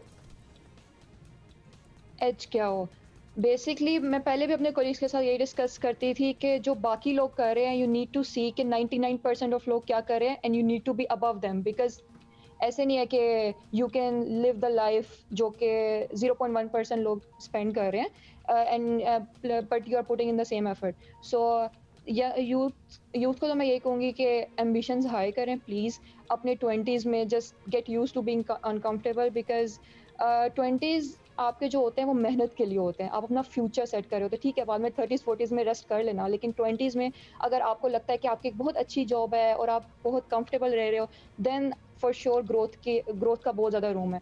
सो ये और आजकल तो इंटरनेट की ओपन एक्सेस अवेलेबल है, मतलब MIT के कोर्सेज, हार्वर्ड के कोर्सेज अवेलेबल हैं, तो ऐसा नहीं है कि अब आपके पास वो बहाना नहीं रह गया कि मैं सादकाबाद से हूँ या मैं गवर्नमेंट स्कूल से हूँ, मेरे पास वो अपॉर्चुनिटीज़ नहीं है। अपॉर्चुनिटीज़ सबके पास है और आने वाले टाइम में ऐसे ही होगा कि ये जो बड़ी बिग टेक कंपनीज़ है इन्होंने साउथ ईस्ट एशिया से बहुत ज़्यादा हायरिंग करनी है, क्योंकि अब एजुकेशन तो हर जगह सेम ही अवेलेबल है। तो अब ऐसे नहीं हो सकता कि वो अमेरिका से लोग हायर करेंगे, they are gonna hire from Pakistan.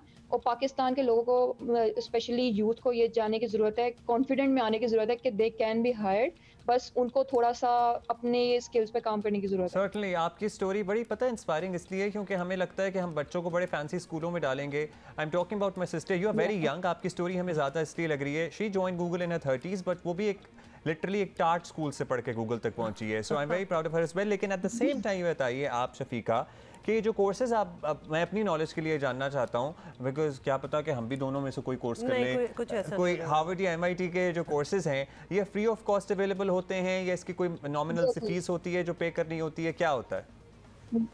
नहीं, बिल्कुल भी फीस नहीं है। एक्चुअली अब कोर्सेरा पे भी कोर्सेज हैं कि अगर आप स्कॉलरशिप के लिए अप्लाई करो तो आपको वो स्कॉलरशिप दे देते हैं।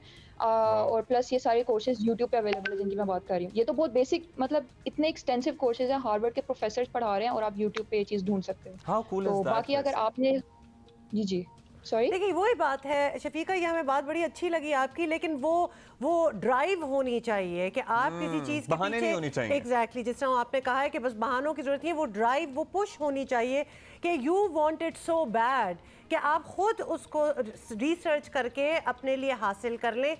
Because at the end of the day आप जितना अब पहाड़ बड़ा सोच लेते हैं दिमाग में कि हम किस तरह करेंगे, ये चीज़ हमें रोकेगी, वो चीज़ हमें रोकेगी, पैसे नहीं है, बट एक्चुअली अगर आप आगे चल पड़े और ढूंढें तो मुफ्त में भी चीज़ें हो ही जाती हैं। शफीका, अपनी बैकग्राउंड उससे थोड़े से हमें एक्सप्लेन करें कि when you were a student, जब आप पढ़ रही थी तो क्या 24 घंटे पढ़ती रहती थी? मतलब आप क्या करती थी? Because we want youngsters to be inspired by you.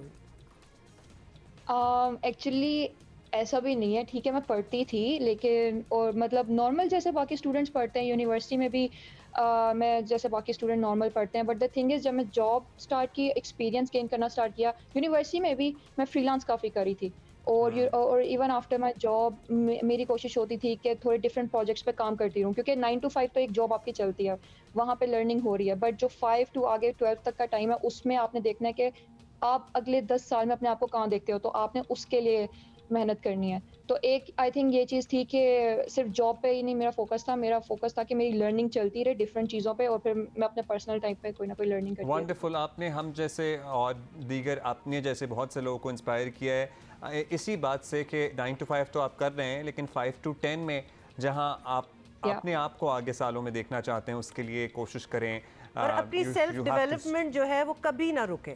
मतलब आप पढ़ रहे हैं, नहीं पढ़ रहे, आप जो भी कर रहे हैं, एक्सपीरियंस हासिल कर रहे हैं, you keep on working on your own self which you have done commendably. बड़ी अच्छी बात है, बड़ी ज़बरदस्त आप बातें भी करती हैं और काम तो आप अच्छा करते ही हैं।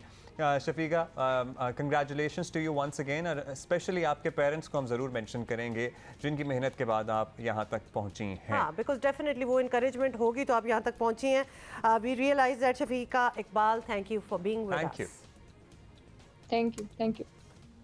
अच्छा, कुछ लोग होते हैं ना कि मज़ा आ जाता है बात करके। Definitely this was one of those guest for us, because इस उम्र में जो लेवल ऑफ कॉन्फिडेंस और एक ठहराव, मतलब she is not overly overwhelmed even by her own achievement, she is alright, she has a long way to go. उनके I am sure, अभी हमने पूछा नहीं बिकॉज पूछने की ज़रूरत नहीं है, she will definitely make it, because उनका बड़ा अच्छा एक पर्सनालिटी भी अच्छी है और विजन भी बड़ा ज़बरदस्त है। जो लोग अपनी अचीवमेंट्स को ज़रा अंडर प्ले करते हैं ना, आपको पता लग जाता है कि उनके पैर कितने मजबूत हैं और वो अंदर से खोखले नहीं है, खाली नहीं है, मतलब भरे हुए हैं, उनकी तरबियत अच्छी हुई है। और जो लोग अपनी अचीवमेंट ज़िंदगी में चाहे एक ही अचीवमेंट की हो, उसको अगले 30 साल तक दोहराते रहते हैं, उनसे ज़रा खबरदार रहा करें।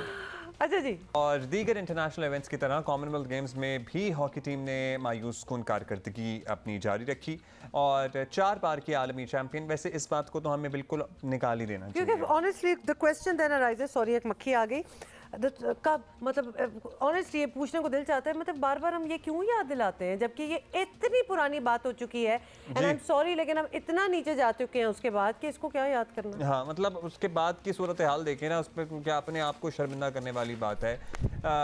बहुत ही दिगरगूं सूरत हाल है। पाकिस्तान आलमी चैम्पियन जिसको हम कह रहे हैं एक वक्त का, बमुश्किल 7वीं पोजीशन हमें मिली है। टीम मैनेजमेंट और खिलाड़ियों का शिकवा है कि मतलब शिकवा क्या है, जेन्युइन बात है, हकीकत हाल है कि फ़ंड्स हैं ही नहीं।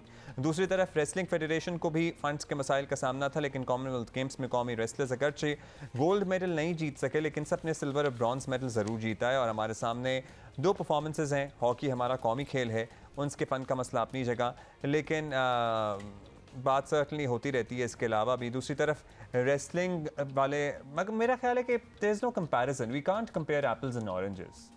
So wrestling और पूछ लेते हैं कि actually how, because people who are involve in it, हम इतना बेचारे डिसअपॉइंटेड हम लोग सारे फील करते हैं, तो जो who are part of the team उनकी क्या तासुरात होंगे। Umar Bhutta who is the captain national team, उन्होंने हमें ज्वाइन किया इस वक्त। Sameer Hussain manager national team, ये दोनों हमारे साथ हैं और इनसे भी पूछ लेते हैं कि वी डू रियलाइज़ कि बहुत कुछ होने की ज़रूरत है। अच्छा, सबसे पहले तो उमर आपसे पूछते हैं, बताइए हमें उमर, हम यहाँ बड़े सालों से, अब तो सालों ही हो गए हैं, दिहाइयाँ हो गई हैं, रोना रो रहे हैं, हॉकी बेड़ा गर्क हो गई, हॉकी ये हो गया, हॉकी वो हो गई, क्या वजूहात बनी और अभी सूरत हाल है क्या? मतलब बिल्कुल ही पैसे ना होना ही वाहिद मसला है या इसके अलावा भी मसले हैं?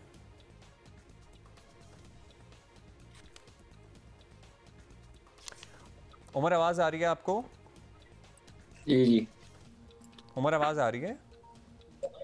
जी उमर, दोबारा से सवाल जो हमने किया है वो यही है कि क्या क्या मसले आप आइडेंटिफाई कर सकते हैं, हमारा वो लेवल क्यों नहीं है अब हॉकी में जो एक ज़माने में होता था, ज़माना ही कहेंगे क्योंकि बहुत सदी गुजर गई है उसमें भी, लेकिन आइडेंटिफाई करें कि प्रॉब्लम क्या है। ये प्रॉब्लम्स एज इट इज़ तो इतनी ज़्यादा नहीं है कि उस लेवल को जो हमने असल में जो एट द मोमेंट ये है कि हमारे पास जो हमारी जो टीम है वो ज़्यादातर यंग टीम है, उनकी जो एवरेज एज है वो 21 और 22 है। उनमें थोड़ा सा एक्सपीरियंस का कमी है और जो खेलने जो इंटरनेशनल गेम है उनकी कमी। अगर इंटरनेशनल मैचेस ज़्यादा मिलेंगे और उनका एक्सपीरियंस ग्रो करेगा तो होपफुली जो पाकिस्तान हॉकी टीम है वो जो है वो ऊपर लेवल पर आएगी। बस सिर्फ यही मसला है। हम समीर साहब से भी पूछ लेते हैं। समीर साहब, उमर ने तो हमें कोई ख़ास मसला बताया नहीं है, बट आई वंडर के बगैर किसी मसले के क्या क्या कहाँ कैसे ये हालत हुई है हमारी, आप बताएंगे कि कोर इश्यूज़ क्या हैं हमारे? क्योंकि हमने तो वो जापानी कोच का भी इंटरव्यू देखा है जो बड़ा वायरल है सोशल मीडिया पे। वो कहते हैं मुझे तनख्वाह नहीं मिलती, खिलाड़ियों को डेली अलाउंस नहीं मिलता। जी बिस्मिल्लाहिर्रहमानिर्रहीम।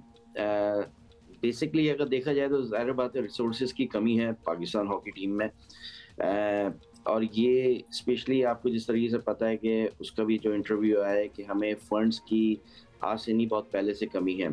कि लास्ट टाइम आप देखें कि लड़कों को और कोच को भी जो है वो तनख्वाहें नहीं मिली हैं, लेकिन credit goes to Pakistan hockey federation, specially president brigadier Sajjad Kokar sahab कि उन्होंने फिर भी टीम को भेजा यहाँ पे। और अगर आप ऑल ओवर भेजने पे क्रेडिट दे दें हम, हमारा ये लेवल हो चुका है अब समीर साहब।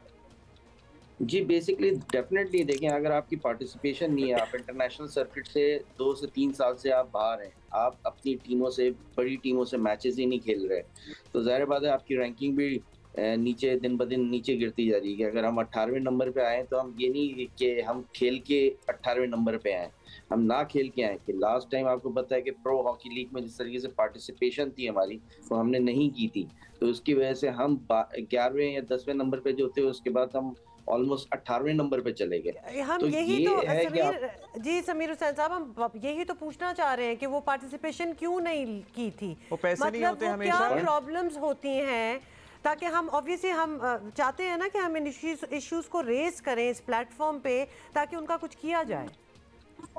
देखिए सबसे पहले तो आपको पता है कि जो लास्ट हुकूमत थी उसमें सबसे बड़ा जो डिजास्टर था वो ये था कि आपने जॉब्स अपॉर्चुनिटीज को ख़त्म कर दिया था, डिपार्टमेंट हॉकी को ख़त्म कर दिया। सिर्फ हॉकी नहीं था, दूसरे भी स्पोर्ट्स में था। उसमें अनफॉर्चुनेटली ज़ाहिर बात है हमारे यहाँ कोई ऐसा सिस्टम नहीं है कि हमारे पास एजुकेशन अलाउंस हो या आपको घर के लिहाज से कोई अलाउंसेस मिल रहे हो जैसे यूरोप में होता है, ऑस्ट्रेलिया में होता है। हर प्लेयर की ज़ाहिर बात है जो नीड है वो एक उसके डिपार्टमेंट की होती है, जो उसको सपोर्ट कर रही होती है, उसकी फैमिली को सपोर्ट कर रही होती है।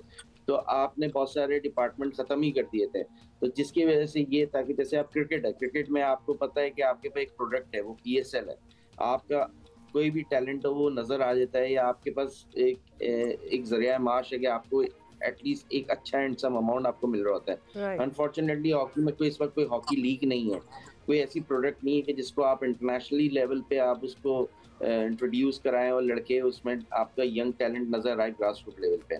तो वही हमारे पास एक सिस्टम है, हम खेलते थे, ये हमसे पुराने प्लेयर थे, वो PIA, कस्टम, पुलिस इसमें खेल रहे होते थे, तो उनको आपको एक हैंडसम अमाउंट मिल रहा होता था, एक अच्छी जॉब मिल रही होती थी। तो आजकल के प्लेयर के पास मोस्टली ऐसे प्लेयर्स हैं जो इस वक्त जो जॉबलेस हैं और पाकिस्तान टीम में खेल रहे हैं, तो उनका क्या इंसेंटिव होगा कि मतलब आप पाकिस्तान टीम से खेल रहे हैं, इवन आपको पाकिस्तान टीम की तरफ से डेली अलाउंस नहीं मिल रहा, आपको कोई मैच फीस नहीं मिल रही। तो मैं तो इस वक्त समझता हूँ कि जिस तरीके से लड़कों ने ट्रेनिंग की, एबटाबाद में हमारा कैंप लगा हुआ था, पिछले 2 कैंप लगे हुए थे, यूरोप टूर था, एशिया कप था, तो उसमें हम लड़कों को कुछ भी प्रोवाइड नहीं कर सके। अगर लास्ट टाइम देखें तो थोड़ी बहुत जो मदद हुई है वो सिंध गवर्नमेंट की तरफ से हुई, मतलब लिटरली रोने वाला हाल है, ये लिटरली रोया जा सकता है इस सूरत हाल पे। कौमी खेल है और हमारे पास डेली अलाउंस और तनख्वाह, मतलब कुछ भी अलाउंस देने के पैसे नहीं है, कोच को तनख्वाह देने के पैसे नहीं है। उमर, हम आपसे जानना चाहेंगे, अब तो आप खेल के आए हैं, कॉमनवेल्थ में खेल के आए हैं, आपने दुनिया की टीमों का लेवल देख लिया है, मतलब स्कॉटलैंड से लेकर ऑस्ट्रेलिया के साथ सब से ही खेल लिया, तनख्वाहें ना मिलना, ये सब कुछ होना, हमारे पास क्या हम इस लेवल पे पहुंचे भी हैं, हम कम्पीट भी कर सकते हैं? अब ये टर्फ का ज़माना है, सारा कुछ है, या फिर हमारे पास सहूलियात भी नहीं है कि हम प्रैक्टिस भी करें, तो कैसे करें और कहाँ करें? बिल्कुल, मैंने अभी आपको समअप किया था थोड़ा सा, जो सवाल को मुख्तसर मैंने आपको जवाब दिया था, यही वजह थी कि ये रिसोर्सेज का मतलब जो मैंने फैसिलिटीज और खेलने का कहा था, तो यही प्रॉब्लम थी कि अगर हम नहीं खेलेंगे, कम्पीट नहीं करेंगे, इंटरनेशनल गेम नहीं करेंगे, तो हम नीचे चले जाएंगे। पाकिस्तान जो अब FIH का रूल है, जो उनकी जो रैंकिंग है वो मैच टू मैच वेरी करती है। अगर आप मैच जीतते हैं तो आप ऊपर जाते हैं, मैच खेलते भी नहीं है तो आपके पॉइंट्स नीचे की तरफ जाना शुरू हो जाते हैं। तो दूसरा आपने कहा सहूलियात की कमी और कम्पीट करने की लेवल, मैंने ये नहीं कहा कि पाकिस्तान हॉकी टीम यहाँ पे आई है तो ऑस्ट्रेलिया नंबर 1 है करंट रैंकिंग में, तो उसको साथ कम्पीट किया है। और इसी तरह न्यूजीलैंड और जो साउथ अफ्रीका है वो भी सेमीफाइनल खेली है। जितनी भी यहाँ पे टीमें आई हैं तो वो अच्छे लेवल की टीमें थी, कम्पीट की है। पाकिस्तान हॉकी में और पाकिस्तान प्लेयर में कैपेबिलिटी है, कैपेसिटी है, ठीक है। तो इसके अंदर इन्वेस्ट करने की जरूरत है। अगर जितना ज्यादा इन्वेस्ट करेंगे, जो अब जो हॉकी है या जितनी भी स्पोर्ट्स है वो बहुत ज्यादा जिद्दत आ चुकी है, उसमें बड़ी हाई परफॉर्मेंस मतलब के स्पोर्ट्स होगी। हाई परफॉर्मेंस के लिए आपको उसको फैसिलिटेट करना पड़ता है। लाइक अगर आप देख लें कि आप न्यूज चैनल या कोई भी देख लें, आप अपना शोबा देख लें, तो अगर आप कैमरे और चीजों को अपडेट नहीं करेंगे तो आप पीछे चले जाएंगे दुनिया से।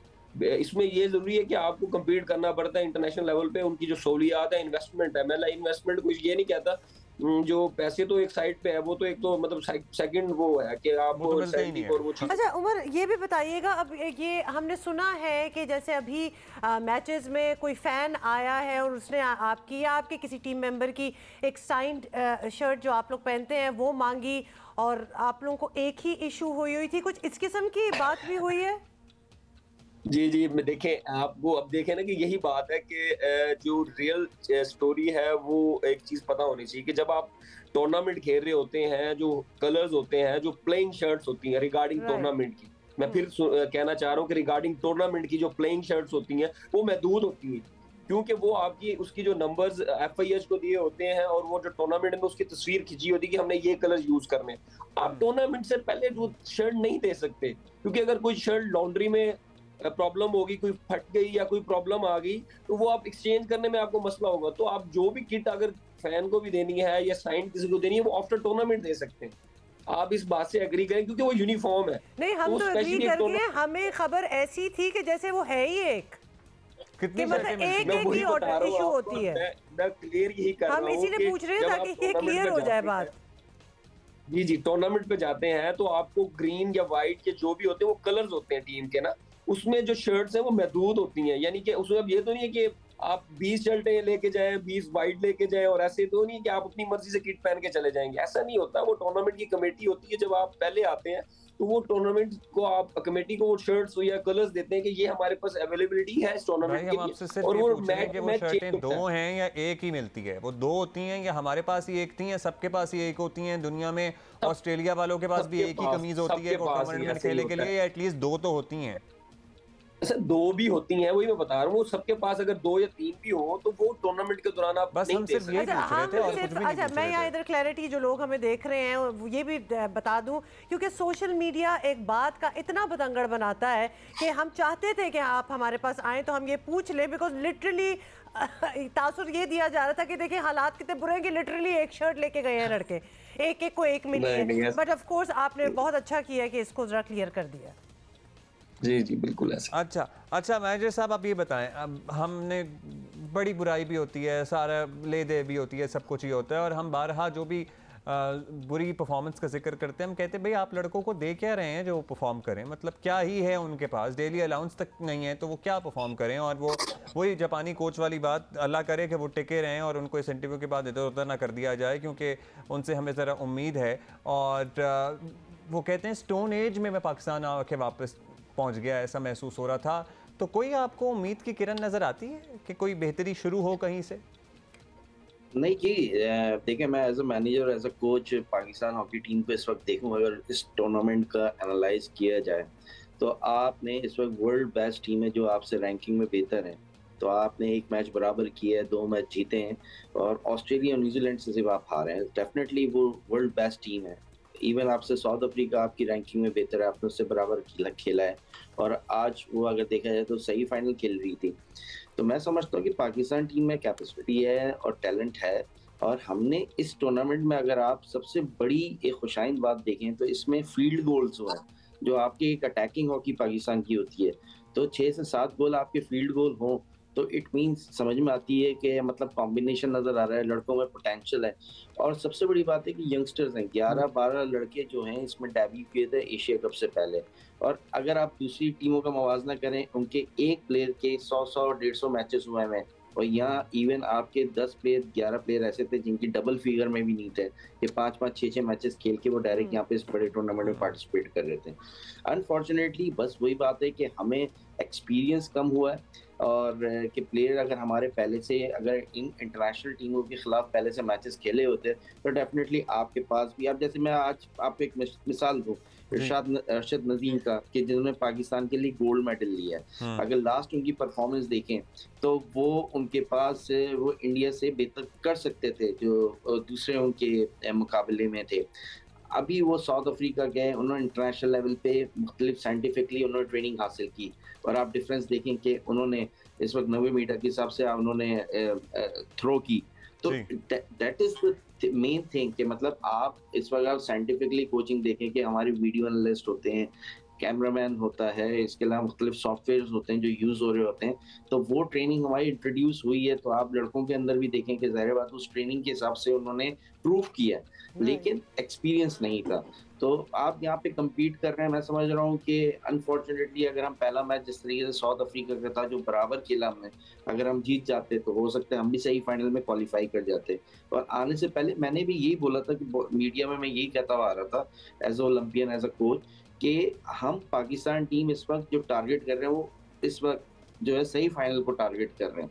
अनफॉर्चुनेटली हम नहीं कर पाए, लेकिन हम घर में बैठ के तैयारी अल्हम्दुलिल्लाह पूरी है, लेकिन हम ये बोले कि हम एक दिन में गोल्ड मेडल ले लेंगे या एक दिन में सिल्वर मेडल ले लेंगे, तो ये it is not possible. Sir हम आपको भी नहीं करते हैं, हम बस ये चाहते हैं इस वक्त आप दोनों को बुलाने का मकसद ये है कि इश्यूज आइडेंटिफाई हो जाएं ताकि हम पुश कर सकें। और आपकी गैर मौजूदगी में भी हम यही रोना रोते हैं कि भाई इन लड़कों को या कोचेस को क्या कहना, जब इन्हें कोई सहूलियात ही नहीं देंगे तो क्या आप तवक्को करें कि ये परफॉर्म करें। एंड वी रियलाइज दैट, और इसीलिए हम इसको रेज करते रहते हैं कि इसका कुछ चीज़ बदले, ये कोई बेहतरी आए इस स्पोर्ट में। बिकॉज अगेन हम ज़रूर मेंशन करेंगे बिकॉज हम इसका अरूज जो है वो देख चुके हैं। We were at the top and we want to be back at the top very quickly. Umar ये बता दें कि नेक्स्ट कौन सा टूर्नामेंट है?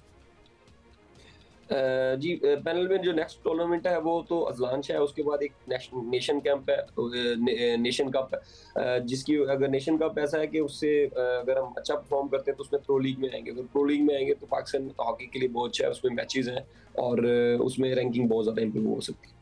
चलें, good luck for that. Hopefully आप नेशन कप में अच्छा परफॉर्म करें, बाकी टूर्नामेंट्स में अच्छा परफॉर्म करें।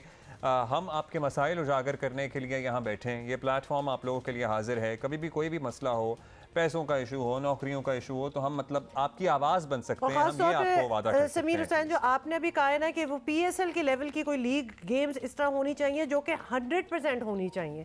लोगों का इंटरेस्ट वरना किस तरह होगा, नए प्लेयर्स किस तरह आएंगे, वो एक्सपीरियंस अदरवाइज कहाँ से आएगा। So definitely we are with you on that. बहुत बहुत शुक्रिया साहब, थैंक यू उमर भुट्टा साहब। और हम वज़ीर आज़म पाकिस्तान से एक बात जरूर है कि हॉकी जो है वो हमारी नेशनल गेम है, तो काइंडली हॉकी को जो है वो ज़्यादा से ज़्यादा उसको ज़रा प्रमोट किया करें नेशनल गेम के लिए। अगर ज़्यादा आप प्रमोट करेंगे तो जारी बात है जो बच्चे हैं वो देखेंगे और वो मुतवज्जो होंगे हॉकी की तरफ। जी we get that. Sameer Hussain manager national team, Umar Bhutta captain.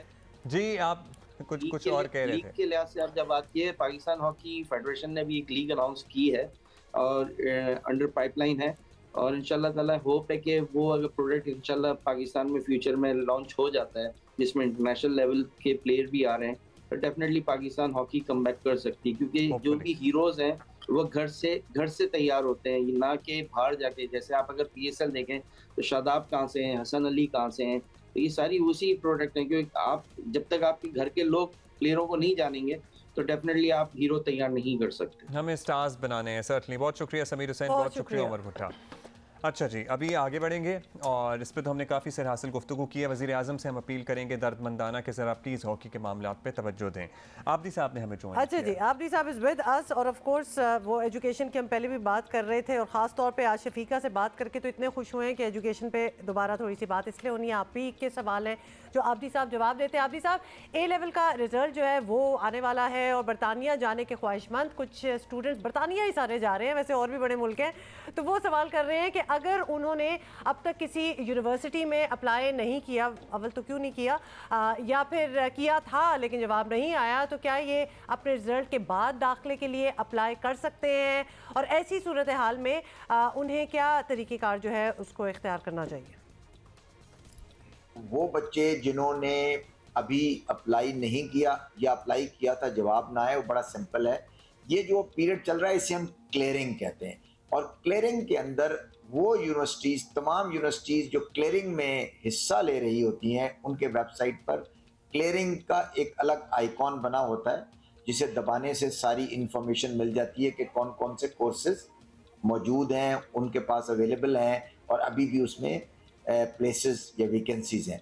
बच्चों को चाहिए फ़ौरन कि इस वक्त अपनी वो जो यूकास है उसको, जो यूनिवर्सिटी है उसको कॉल करेंगे, अपना यूकास आईडी देंगे, और अगर अभी तक अप्लाई नहीं किया तो भी यूनिवर्सिटी को कॉल करेंगे, वो उनको प्रोसेस बता देंगे, और अगर उनके पास मैच है तो और प्लेसेस है तो वो एंट्री रिक्वायरमेंट्स को मीट करते हैं तो वो फ़ौरन उनको दाखिला देंगे। उन बच्चों ने जिन्होंने अप्लाई किया लेकिन जवाब नहीं आया, उनके तो ऑप्शंस तक नियरेस्ट ऑप्शन जो उनके लिए मैचिंग कोर्सेज हैं वो भी उनके यूकास पर अवेलेबल कर दिए जाएंगे अगर वो यूनिवर्सिटी को कॉल करते हैं। बहुत शुक्रिया आपका आबिदी साहब, thank you for being with अस। अच्छा जी, हम दोबारा से बताते हैं आपको कि आज मुल्क भर में 9 मुहर्रम उल हराम के सिलसिले में मजालिस अज़ा और जुलूसों का एहतमाम किया जा रहा है, और इस बारे में जियो न्यूज़ पर सारा दिन अपडेट्स का सिलसिला जारी रहेगा। We are gonna see you tomorrow इंशाल्लाह।